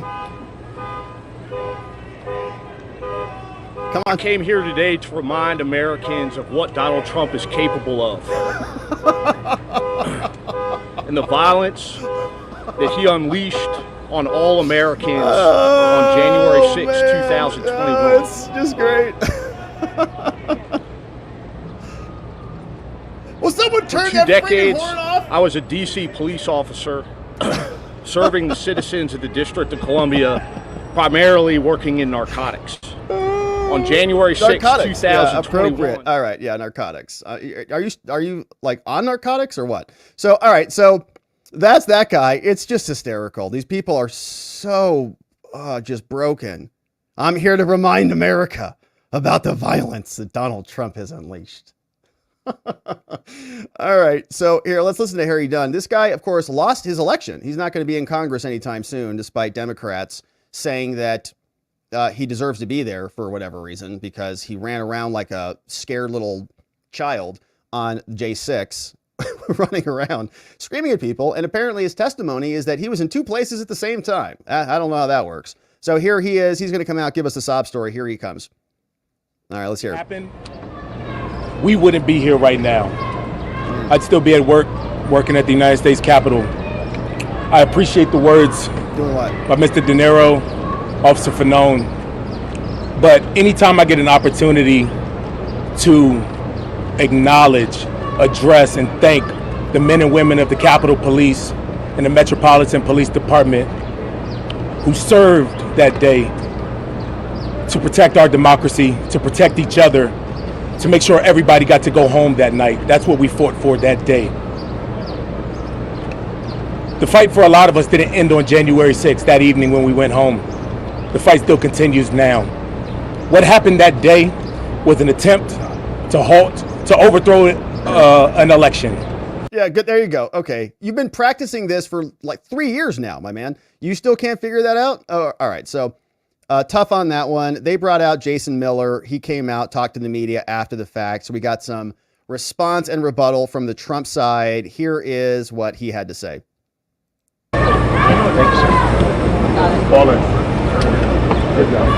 Thank you, everybody. Jason Miller with the Trump campaign, here with Caroline Levitt and Stephen Chung.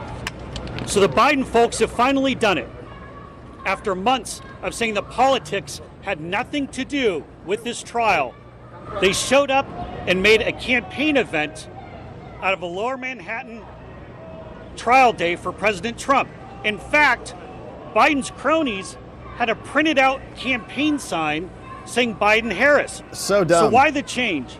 Why is Joe Biden now making this a campaign 'Cause they're event panicked. after months of weaponizing the legal system against President Trump? Because Joe Biden's numbers are in the tank. The headline for today in Politico very simply said, Dems in freakout Hey, over Joe you read Biden. that. Joe Biden is losing nationally, is losing in every single battleground state, and President Trump's numbers continue to rise. And the best that Biden can do is roll out a washed-up actor. And don't worry, my remarks will be shorter than the Irishman. I won't make you suffer for 3 hours. But the best they can do is roll out a washed-up actor. Last week, President Trump spoke in the Bronx, where he had over 25,000 people show up to rally around him. And the best the Biden campaign could do was put out a web video with Robert De Niro. There is nothing behind the Biden campaign. Their numbers are in the toilet. Kamala Harris is a terrible alternative, and it's all an attempt to try to turn around the Biden campaign. Now, what's happening here in Manhattan? We're in closing arguments for the Biden trial. We've been here for 6 weeks. Nobody has said that President Trump did anything wrong. We have a highly conflicted judge with an unconstitutional gag order, and everybody sees this case for what it is. In fact, the New York Post this morning, Nice. with the headline for Jonathan Turley, as Trump trial comes to close, DA's flimsy case is nothing to brag about. Everybody knows this case is complete garbage. President Trump did nothing wrong. This is all politics. If you don't think this is politics, then why did the Democrats wheel out a retread like Robert De Niro to try to change the subject? You could see the look on the Biden campaign staffers' faces. They knew this was a bad idea. It was bad. They didn't want to be Why here. did they do it? But somebody at Central Command told them that everything is going down the tubes for Joe Biden. And I hand it over now to Caroline Levitt. Get out there. Somebody said just get out there, make some noise. You have to go where the energy is. Trump's making too much noise and momentum. He's gaining momentum from this trial. So they have to go and fight it head on. And they look like fools doing that. They brought out Robert De Niro, and he couldn't even answer questions.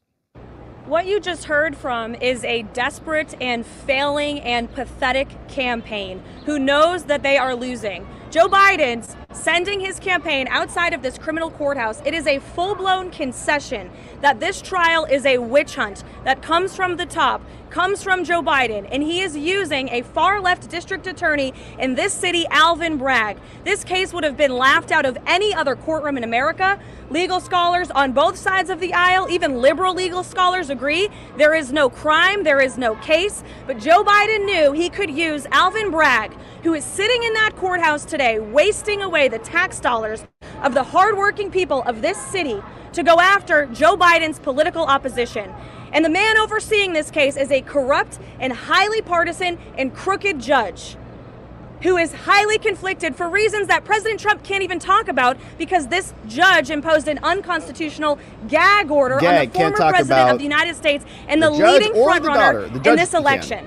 This is a disgrace. President Trump has been locked up in that courtroom for 6 weeks, but guess what? The American people see through this witch hunt and this scam, and that's why President Trump continues to rise in the polls. That's why he pulls a crowd of more than 25,000 in the deep blue Bronx. That's why he pulls a crowd of more than 100,000 in deep blue New Jersey. Everywhere he goes, everyday Americans, not elitist, out-of-touch Hollywood actors like Robert De Niro, who have no idea the real problems that people in this city and across this country are facing. President Trump is backed by the hardworking men and women of this country, and I could not help but laugh when Joe Biden's spokesperson actually came out here and accused President Trump of being the threat to democracy. Joe Biden is the real threat to democracy. He is weaponizing our justice system. Look at all of you. This is a communist show trial. There are real problems in America, and you are all out here covering this because Joe Biden is weak, he's pathetic, he's a threat to democracy, not only with this weaponization of our justice system, but with his wide open border invasion that is allowing a mass invasion of illegal people into this country. Terrorists, criminals, our economy is in shambles, we are heading towards World War III. Those are the issues real Americans care about. That is why President Trump is going to win this election, and ultimately he will be vindicated of this sham crooked trial because he has the truth on his side and he is an innocent man. And here's my colleague, Stephen Chung. Let's go. All right. So good commentary and response from the Trump campaign in response to the Biden campaign showing up, absolutely freaked out. You can tell that they're nervous because they're just taking action. You've seen people who do that. Something goes wrong and suddenly they just start flailing around, scrambling, trying to come up with a solution. So they thought it was a good idea to bring out Robert De Niro to try to make the case as to why Trump is some sort of threat to democracy, while their own candidate is breaking 234 years of American precedent and historical norms to prosecute his political opponents. That's the real threat. And now I think people are starting to realize it. So we're going to continue to cover this. We've got more great content coming up. So watch this video next and we'll see you over there. All right, my friends. Now, let's pause. Okay, we're gonna pause for about 19 minutes. We're gonna let the trial continue to materialize over there.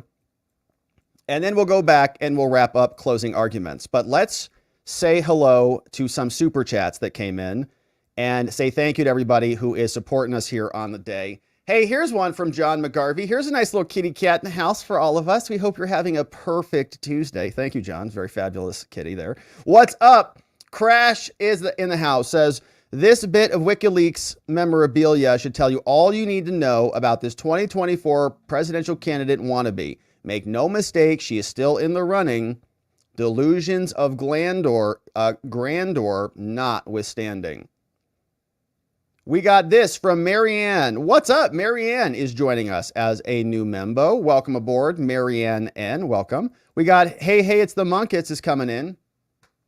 Bringing in new membos. What's up, Tony Hay? Laura's here. Jason A. Dead Already's coming in. Sarah G. Saintly Beginnings. Oni Chan. Ken P. Chalky's in the house. Cindy W. Matthew H. Old Drill Sergeant coming in. Courtesy of Tony Hay Munkets, bringing in 10 new membos. What's up? Nick B. is bringing in new membos. Nutter Brudder in the house. New membo, courtesy of Nick. Thank you, Nick, for bringing in new membos. This one says, the post-millennial posted this 1-minute long clip of Randy Quaid saying he's voting for Trump and he mentions the lawfare. Hopefully millions more are seeing what's happening. Shout out to Randy Quaid on the Trump train. Amazing. We got this one from Jay Stevens. Welcome aboard, Jay. Newest supporter. We'll see you tomorrow on the members only morning stream. We got this one from Don't Be Hatin'. Says Trump Vegas meetup dono. Let's go. Yeah, thank you. Don't Be Hating. Yeah, it's a little expensive, the room, but I think we'll be able to crowdsource it. And so it's going to be a lot of fun. It's going to be worth it. The room is nice and we're going to get lunch. So we're going to order lunch from the Trump Hotel. Should be delicious. It looks good. I was looking at the catering menu today. It's going to be fun. Hey, what's up? And we have to come up with some content. We're going to do some networking games. We're going to introduce each other. We're going to have round tables. Everyone's going to be meeting each other. It's going to be great. What's up, Mark B? Kat is in the house. Mark B bringing in 10 new membos. Thank you, Mark. Mark Butcher. Thank you. Bringing in Kat, Lauren W. Tom F is here. Margaret S. Clinton W. We got Sean M. Solid Snake is here. Electrics. We got Ann Shaw, Deborah Ann, and Don. What's up? Very nice. Good to see you, Mark. Thanks for bringing in 10 new membos in the house. Here's a meme from Donald Trump posting from True Social. Boring. Hilarious. Joe B. Wan Kenobi says the trial makes perfect sense to whacked out Democrats. They live in an alternate universe. They're spokespeople like De Niro. They work in make-believe land. So no crime here, so guilty. It's a bunch of fakers who live in make-believe fairy taleville. What are you talking about? Okay, Robert De Niro has made a good movie or two. We talked about this on Locals this morning. It's, Heat is a pretty good movie, I guess. I mean, it's a good movie. Yeah, it's true. Tony Hay Munkets, 5 new membos coming in. Man Network. We got Navy Styles. SJ's here. Jill Kindle and Don B. Gifted membos courtesy of Tony Hay Munkets in the house. 3D Slug brought in 1 new membo. What's up, 3D Slug? Bringing in Carol M. Generic Derek has this meme. Shout out to Generic Derek. Says, my tax dollars somehow also my tax dollars. Yeah. So one side is launching missiles. The other side is taking them out. We're paying for both sides. Glocky says, hey, Rob, what are the chances that the jury is kind of mad they have to sit through this BS? What are the odds that even though they aren't supposed to, they have read or watched how horrible this case is? Has anyone reported on the jurors' body language or attention to one side or the other or lack of? I don't think so. And I think even if they were analyzing stuff like that, it would just be speculation. But it's a national case. The odds of them missing this, they weren't sequestered for the last 7 days. So presumably they have seen a lot of news. Did they see anything about this case? I don't know. A lot of clips, even from CNN, are saying the case is bad. But they're New Yorkers, and it's 83% blue. So if you just applied that demographic to the Trump juror case, can the 83% put pressure on the other 17? I don't know. We hope not, but we'll see. Mima says, and what if there are a bunch of De Niros? The lawyers on there, a bunch of De Niros, New York De Niros, who have no idea what the truth is about much of anything. Mima, bringing in 5 new members. Thank you, Mima. Cool comic guys coming in. Michael C. Grace is here. What's up? Bartman XOXO is here, along with Cass, 1954, brought in courtesy of Mima in the house. We got a new baby. Jack Mack in the house. We got a new watcher baby in the house. Member for 9 months. Says, wow, I can't believe it's been 9 months. It's been, man, it's right about that, Jack. It flies by. Can you believe it's about to be June already? It's crazy time. Good to see you, Jack. Thanks for being a member for 9 months. We love our newest of babies. Going to be a strong, I think a soccer player. Hopefully we'll see. Amima, what's up? 5 months. Woohoo! Please hit that like button. We're over halfway there. Good to see you, Mima. 5 months as a member, almost to the baby. We got this one from Jay Water, Road Less Wolf. Membo for 2 months. First month's the hardest, gets easier from there. Finally here, live on time. 45 is innocent. New York is guilty. New York is guilty. That sounds all accurate to me. Very astute observation there. Thanks for being a member for 2 months. What's up, Just Rhonda? Is it unusual that the defense would argue first? It's a great question. And we were talking, I don't know in New York if that is unusual or not.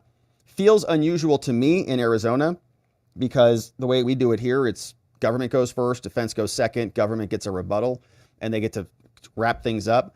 But I don't know how it works in New York. And I did some brief Google searches, and to me, it sounded like it was something like it happens here in Arizona. Government goes first, defense goes second. And the thesis for why the government gets a rebuttal clause is because they have the burden of proof. So theoretically, the government has a higher burden, right? So it's hard for them to do it. So they get 2 shots at it. So I don't really know what's going on in New York. It's a great question. But the judge is doing whatever he wants. What's up? An evening with Uncle Ray. Says off topic, sort of, but anyone arguing that the standard procedure documents on using deadly force uses the same language of imminent danger as his gag orders, meaning words equal imminent danger, from our friend on Rumble, an evening with Uncle Ray. I think it's on topic. We were talking about that yesterday and about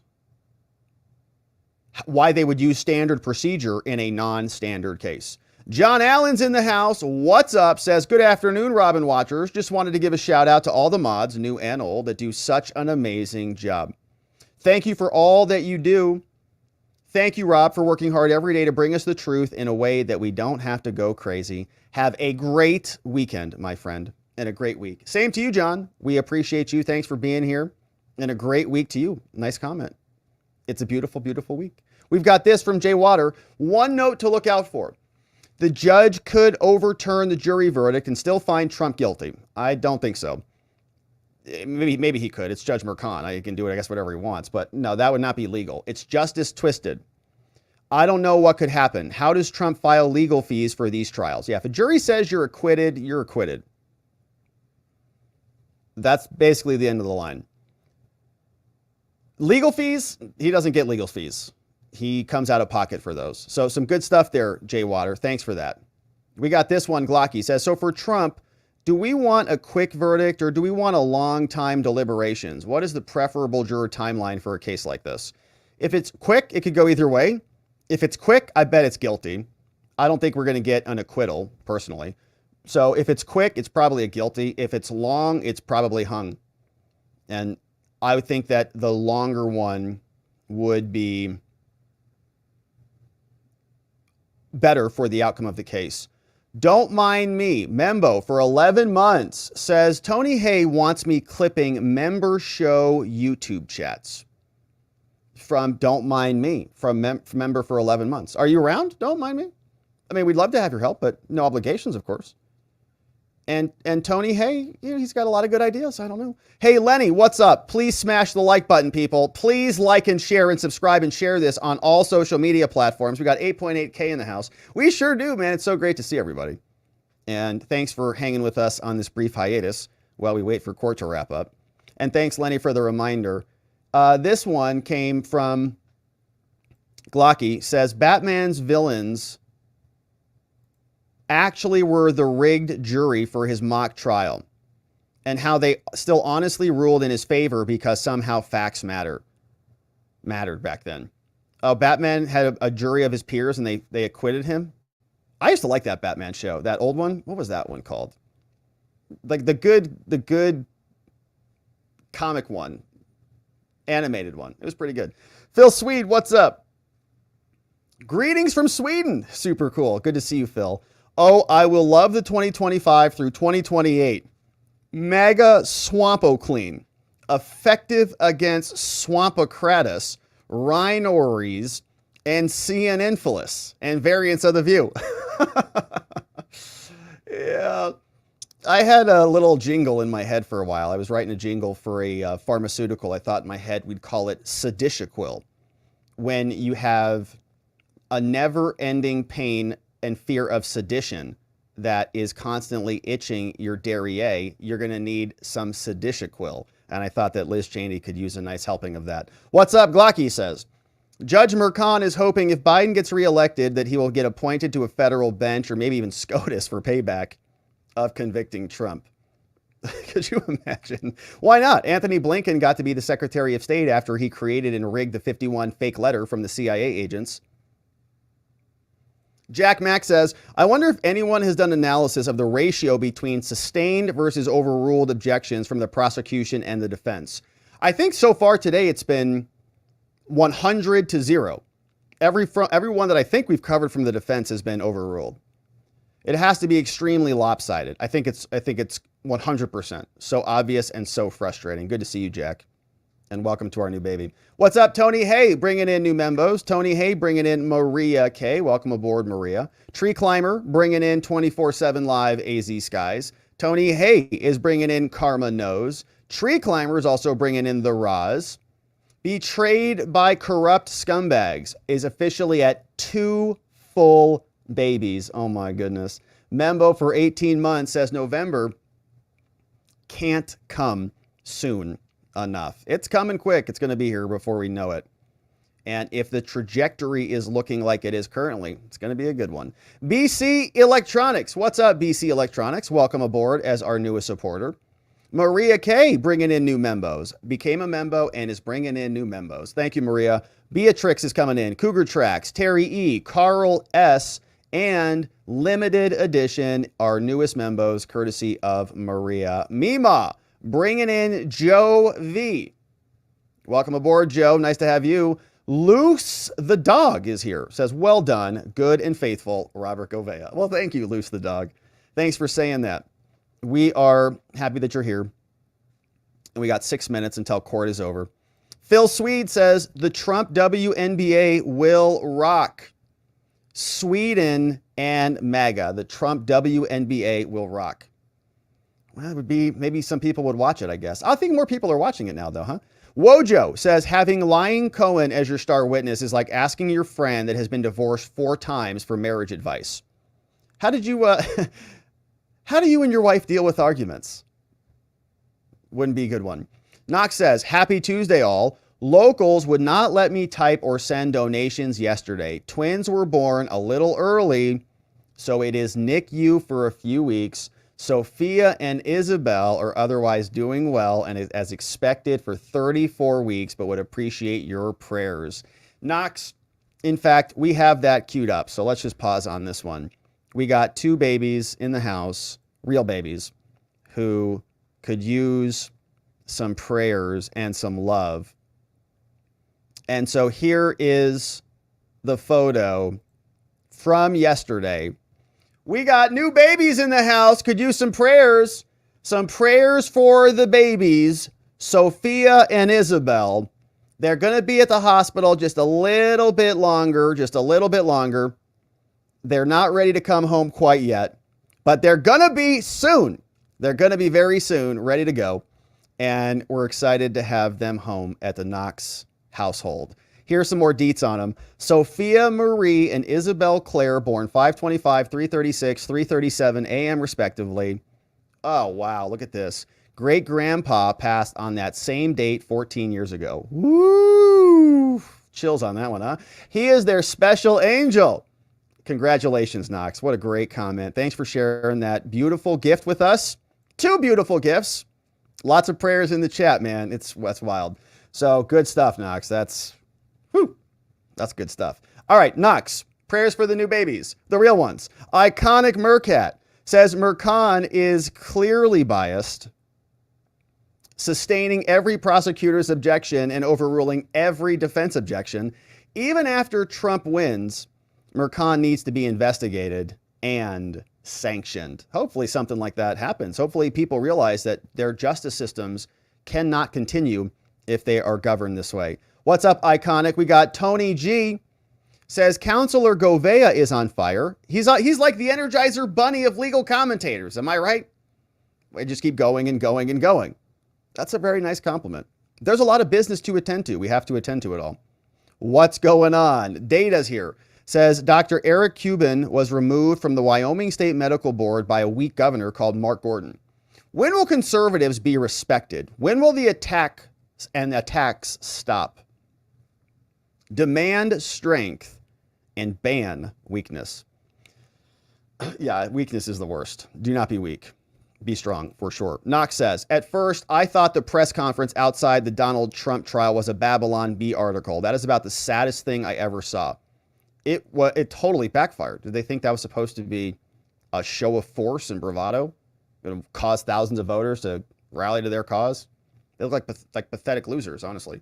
WWRR55, whoa, says, I sat on a minor traffic offense jury once. After the prosecution finished in about 15 minutes, I had full sympathy for the defendant. If I had said nothing, I would have voted not guilty. But he wasted 2 hours of our time complaining about the cop ticket, quotas, and other crap. We sent the judge one note. What is the maximum fine? Oh, I see. So the defendant took the stand and ran his mouth and ruined the case, and you didn't have any interest in him anymore? Interesting. Yeah, it's kind of the risk of having a defendant testify. Jury just simply may not like the person. That's it. Doesn't matter what they say, they just don't like you. Knox says, who's that big fat guy? Oh, yeah, that's Harry Dunn. The hero and the flexing guy. Aryan Bro is also a hero? Yeah, those are the 2 caricatures that they created for us. Yeah, that was Harry and Michael Fanone. America's heroes. Crash says, I made note of each objection in the X script. 7 by the prosecutors, 7 sustained, 1 sidebar, 7 by the defense, 7 overruled, 2 sidebars. Look at that. There you go. There's the answer. Jack Mack was asking. The judge, and I use that term very loosely, is 14 for 14 in favor of the prosecution. All of this to be expected. This old guy says, De Niro is so dazed and confused, he can't even read his lines anymore. He was stumbling all over himself. You're saying they're cowards? Who? Them? Who? Them? You? What do you, okay, yes, them. The 2 losers standing behind you who lied. Yeah, those guys. Thank you, this old guy. Retread Medic says, I think someone yelled at him, walk down these streets alone, a-hole. Yeah, a lot of people were yelling at him. He didn't get that welcome. He didn't realize that I think people don't care about Hollywood political posturing. We're over it. Thanks, though. Good to see you, Retread. Knox is here. Says he's totally reading off the script they handed him. What a crappy actor. He should have studied his lines a little bit more. Harry Dunn, too. They got a little nervous. Chubby says, De Niro points out where the towers fell, but as I remember it, Trump showed up there to help at the towers. But I don't recall ever hearing about De Niro doing squat. Funny that, huh?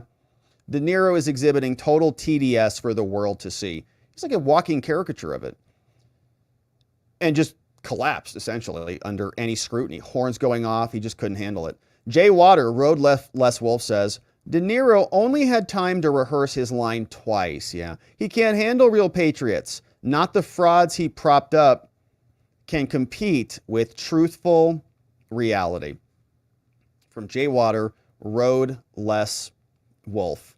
Here's one from this old guy. Says, I think the prosecution is making a huge mistake dragging the jury through 5 hours of close. Even a New York jury can only stand so much BS. I'm basically real glad that their approach to this trial is what it is. They are all jokes. They are all jokes.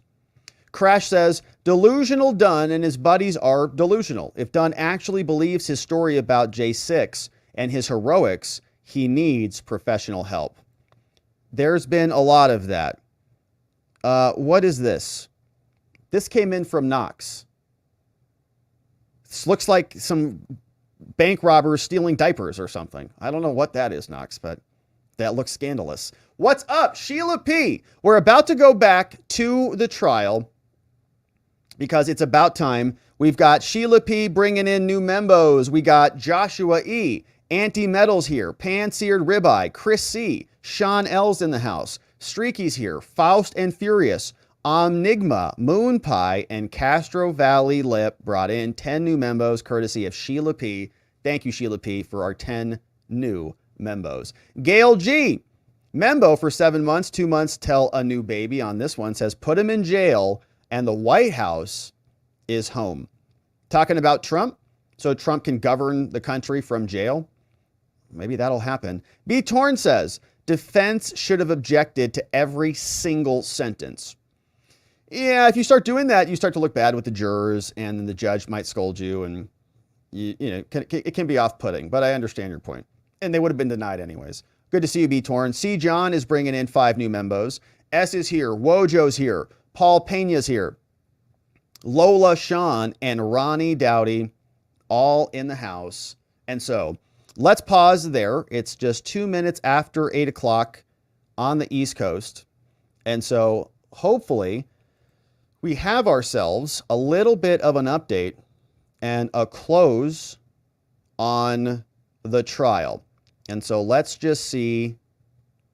That's it. So we got 4 more tweets to wrap this one out, and they're done for the day. Picking back up. They take a break, and we're back. Now, the judge tells us that the jurors have told us they can go home at 8 p.m. Mr. Steinglass says, the judge says to the prosecutor, Mr. Steinglass, maybe a colleague can help you hand a note to you, and then you can wrap it up. And he says, okay, sounds good, Judge. We'll do that. Bring in the jury. Jury comes in. All rise. Please be seated. They're back. Prosecutor says to the jurors, now here's the story about Ted Cruz's father and Lee Harvey Oswald that the National Enquirer posted. AMI puts that on the screen. Ted Cruz, as we know, may or may not be the Zodiac killer. His father may or may not have executed JFK. No court of law has come to a determination about this. If you want to know more about it, Ted Cruz has a podcast. Someone please subscribe to it. Prosecutor says, this is from Michael Cohen's testimony. He said, I required approval from him on all of this. It's consistent with Mr. Trump's management style that he would have to get approval from Trump. And this call from Cohen to Trump was also on Schiller's phone. And how do we know that? Government says because it was a media monsoon. Now look at this timeline entry. From March 2018, Stormy Daniels goes on Anderson Cooper. And then after she did, Donald Trump complained that she broke the NDA. And so as we can see, ladies and gentlemen, the false business records benefited only Trump. Look at the evidence as a whole, and you'll see that very clearly. Now, we don't have to show that Trump actually created the false records. He didn't have to sign off on this or anything.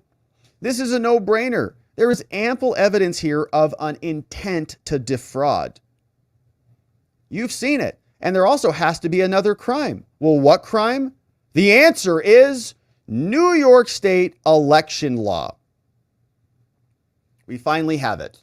And we know why they're going this route is because pursuant to the jury instructions, this can be whatever you want.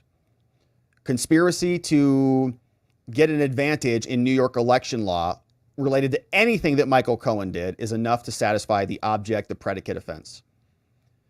Talked about that at length yesterday on the jury instructions segment. Now, we are beating a dead horse here, they say. No, you're not. This is the first time we're actually hearing what your theory of the case is. So thanks for telling us now in your closing arguments.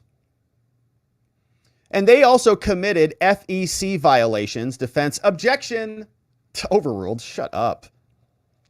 And ladies and gentlemen, this was a campaign contribution. That's why it was made. For an election. Trump already announced that he was going to run for president again.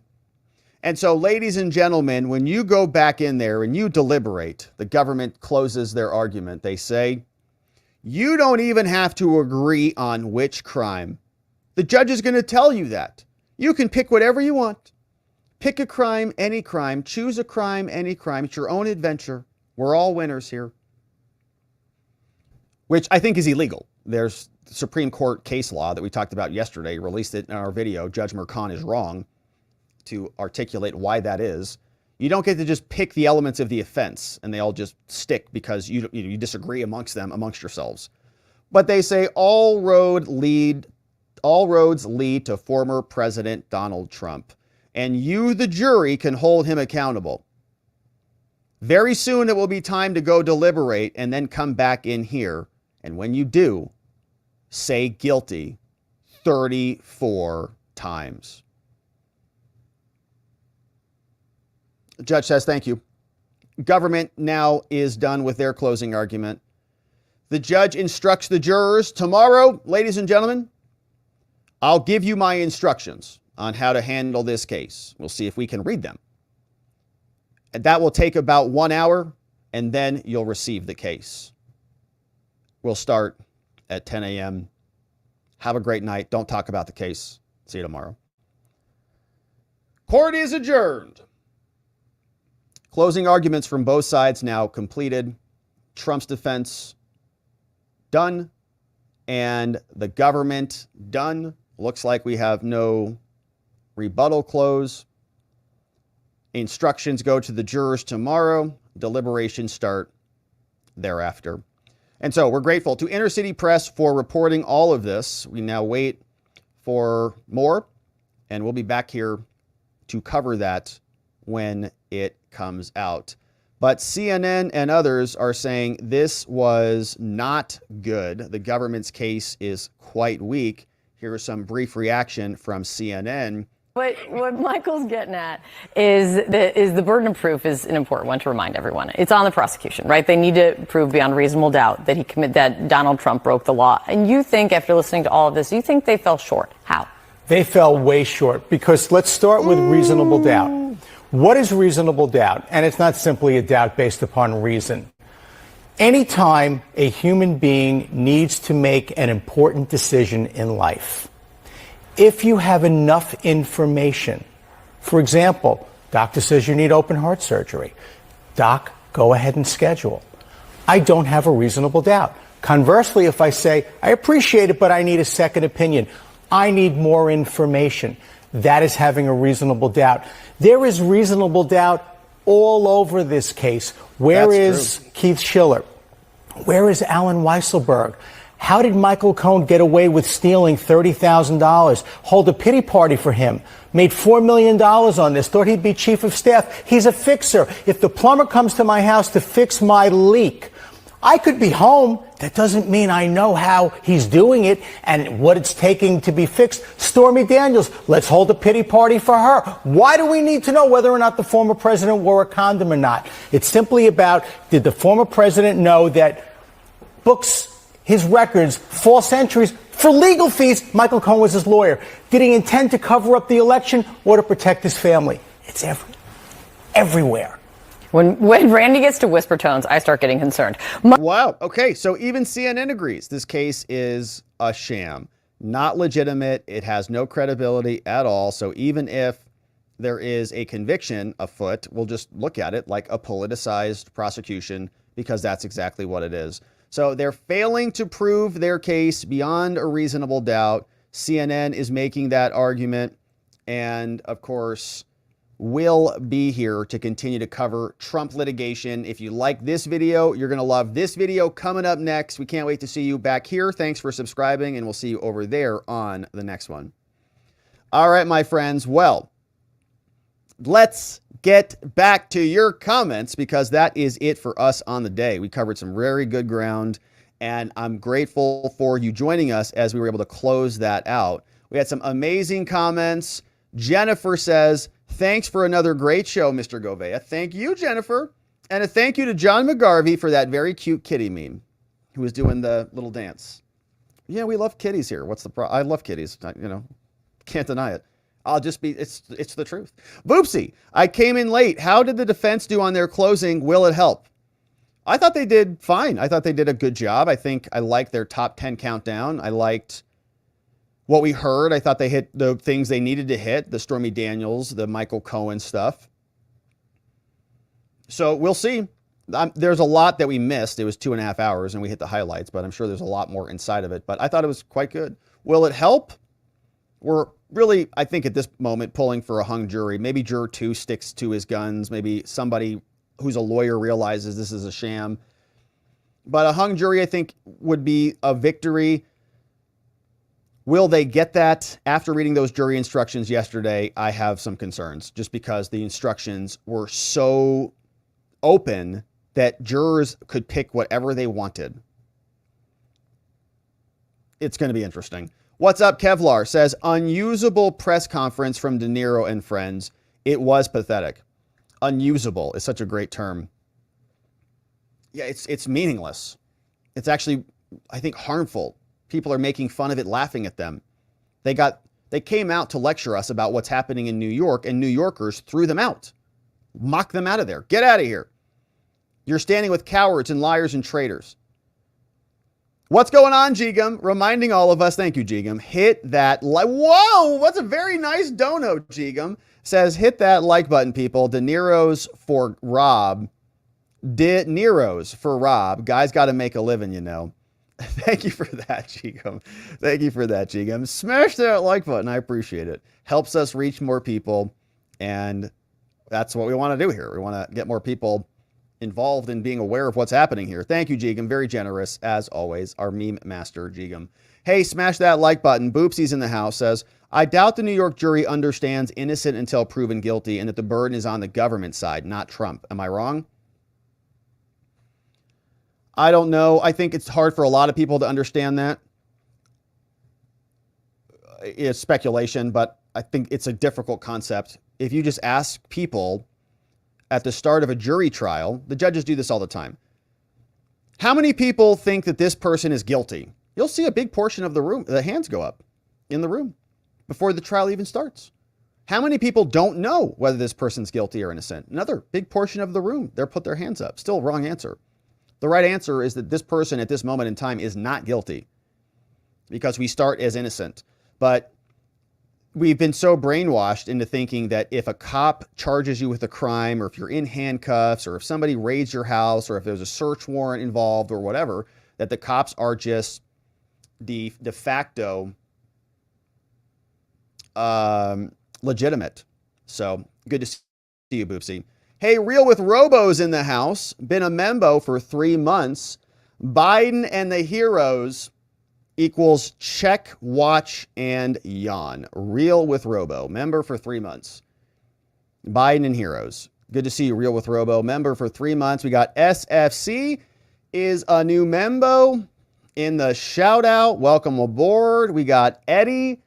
Says, any chance you're covering that stuff? No. No, we cover police, prosecutors, and politicians here, Eddie. A lot of other people covering a lot of other stuff. We got Kaiser, membo for 11 months, says Trump's boys had a great conversation with the media. Trump's boys had a great conversation with the media. 11 months as a membo. What's up, Kaiser? Good to see you. We got Zachary, says everything with the prosecution is a big game of telephone. It's funny because the whole point of the game is to teach kids not to listen to rumors. Everything with the prosecution is a big game of telephone. It's funny because the whole point of the game is to teach kids not to listen to rumors. John G., Membo for 6 months. Woo! 2/3 of the way to a baby, says the bias of this judge is so oblivious. We got this from the RP Games. Membo for 8 months. Says nothing says not political like campaign events. It's from the RP Games. 8 months as a Membo. Tobo, what's up? Says, but Your Honor, I have no peers when Trump is being prosecuted. We got Howler Dude in the house. Welcome aboard, Howler Dude, our new Membo as on the YouTubes. Howler Dude, we'll see you in the morning, my friend. Dolphin Fan is the man, is bringing in new Membos, 10 new Membos. Mick B, we got Jeff C, Microponics in the house. Wendy C, Clinton G. We got Eric is here. Vaughn M, Golden Gaming, Sean E, Patrick R, and Pete Za. Gifted members courtesy of Dolphin Fan is the man in the house. Thank you, Dolphin. Goose Toots, Membo for 2 months. First month is the hardest. We got Howler Dude bringing in 10 more Membos. Brian C, Blankman's in the house. Ramon F. We got Salty C, Tyrannus Cygnus in the house. Newt G, Roxon, Big Russ, Ryby, and Mr. Otter Pockets in the house, courtesy of Howler Dude. Thank you, Howler Dude, for bringing in a bunch of more dudes. Wendy C, 1 year. Wow. Membo for 12 months. 1 year as a Membo, all gifted by this awesome community. So how cool is that? So Wendy, you've been a Membo. You just show up, you're in the chat, you participate, and so people gift away Membos, and you've had a full year of being a Membo just for being here on the live streams, just for showing up. It's awesome. And thank you to everybody who makes that possible. So we have more Membos courtesy of this amazing community.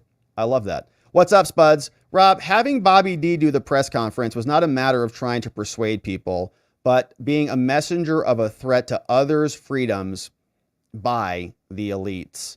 Beach Life bringing in more Membos. Ouija's coming in. Shadow Axe Band. Brian B. We got Alan B. and Jeff Smith coming in. Man, we got a lot of new Membos coming in. Thank you, Beach Life.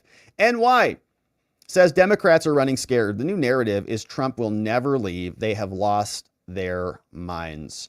Knox says we were laughing about Biden's diaper crew in the chat, Robert. Could you imagine being a part of that team? The president's, it's like, do you have the president's diaper bag? I thought you had it. I thought you had it. I thought it was in the car. Did you pack it? Did you pack the good wipes? He doesn't like those wipes. Did you get the good ones? No. Iconic Meerkat. CD117 coming in as new Membos. What's up, Iconic? Bringing in Brian W, Bob J, Luke B, and James F. New Membos coming in the house.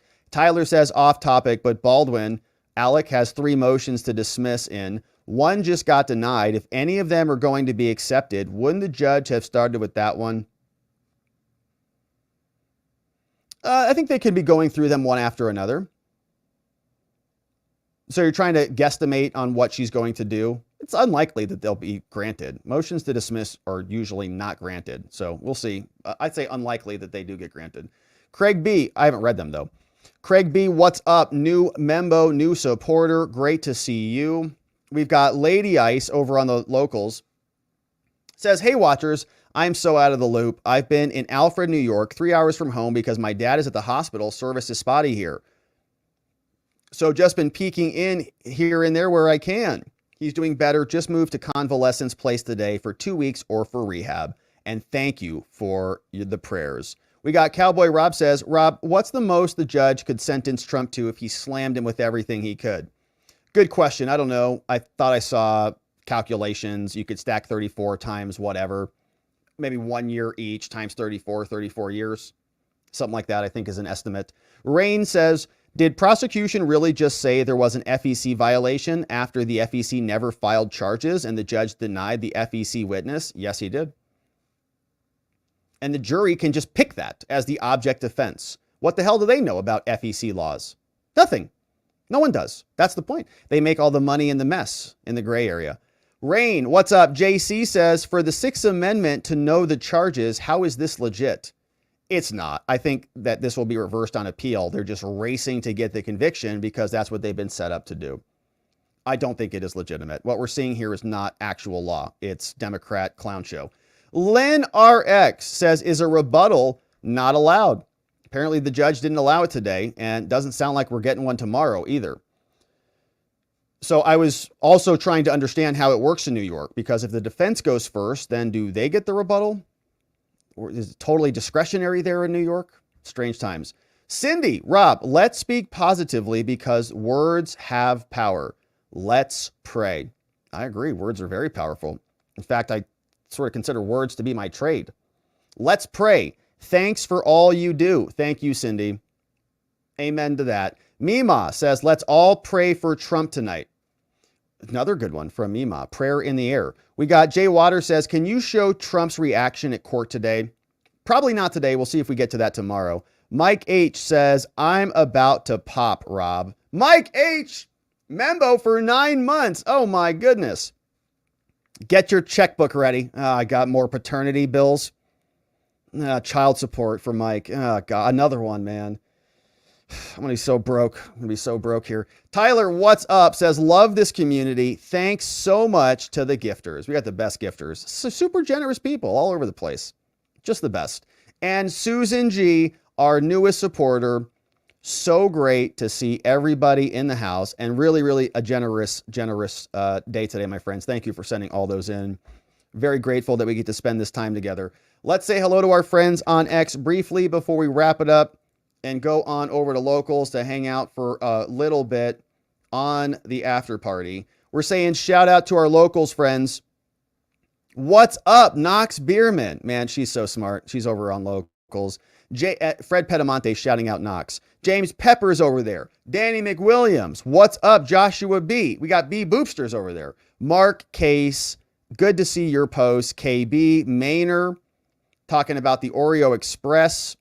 Oh, gosh. Charles Denman says, sadly, I don't think justice or facts are on the table. So shout out to our friends on X. My friends, that is going to be it for us on the day. We are going over to watchingthewatchers.locals.com to hang out for a few minutes for a brief after party. And whatever we miss, we'll make up on the members only stream in the mornings when we do our members only streams. We got some other donos that came in too, Locals friends. So we got to get those as well from yesterday's stream that didn't come through. So my friends, that's where we're going right now. If you want to check out any PDFs, show reports, merch store calendar, all the things, Robert Govea is where you can check those out. WatcherLodge.com. We are going to get final numbers for our Watcher Lodge meetup and have final registration. And then I need a cap on numbers on who's coming and who's not coming. So we're going to get that buttoned up very soon. WatcherLodge.com if you want to come. Mods and Meme Smiths, we want to thank for doing an amazing job keeping things so nice and tidy and orderly and beautiful here on our channel. We love our mods. K-Bean in the house, Just Cause helping out, Playing Hooky, Ronnie Cole, our friend Zach Nichols, Janek, Dog Digger, Economy Pilot, Donut Mind Me, Carrie B, Zulu's back, our Meme Smith, Sleepy Dog Lee, Nathan N810, Geegum Geegum, Glocky McLock, and our Doc Master Elliott. All in the house, helping to keep this place nice and orderly. My friends, that is going to be it for us on the day. We're going over to Locals for a little bit of a debrief. Of course, members, don't forget we'll be back in the morning on Locals and on YouTube. And so we'll see you there. If we don't see you over on Locals, well, that's okay. I'll be a little bit sad, but we are going to be back here tomorrow to get into it again. And in order to do that, we are going to need to see you right back here so that together, with your help, we can shine that big, beautiful spotlight of accountability and transparency down upon our system with the hope of finding justice. Make it a beautiful night, my friends. Thanks for joining us on Closing Arguments. I'll see you right back here tomorrow. Bye-bye.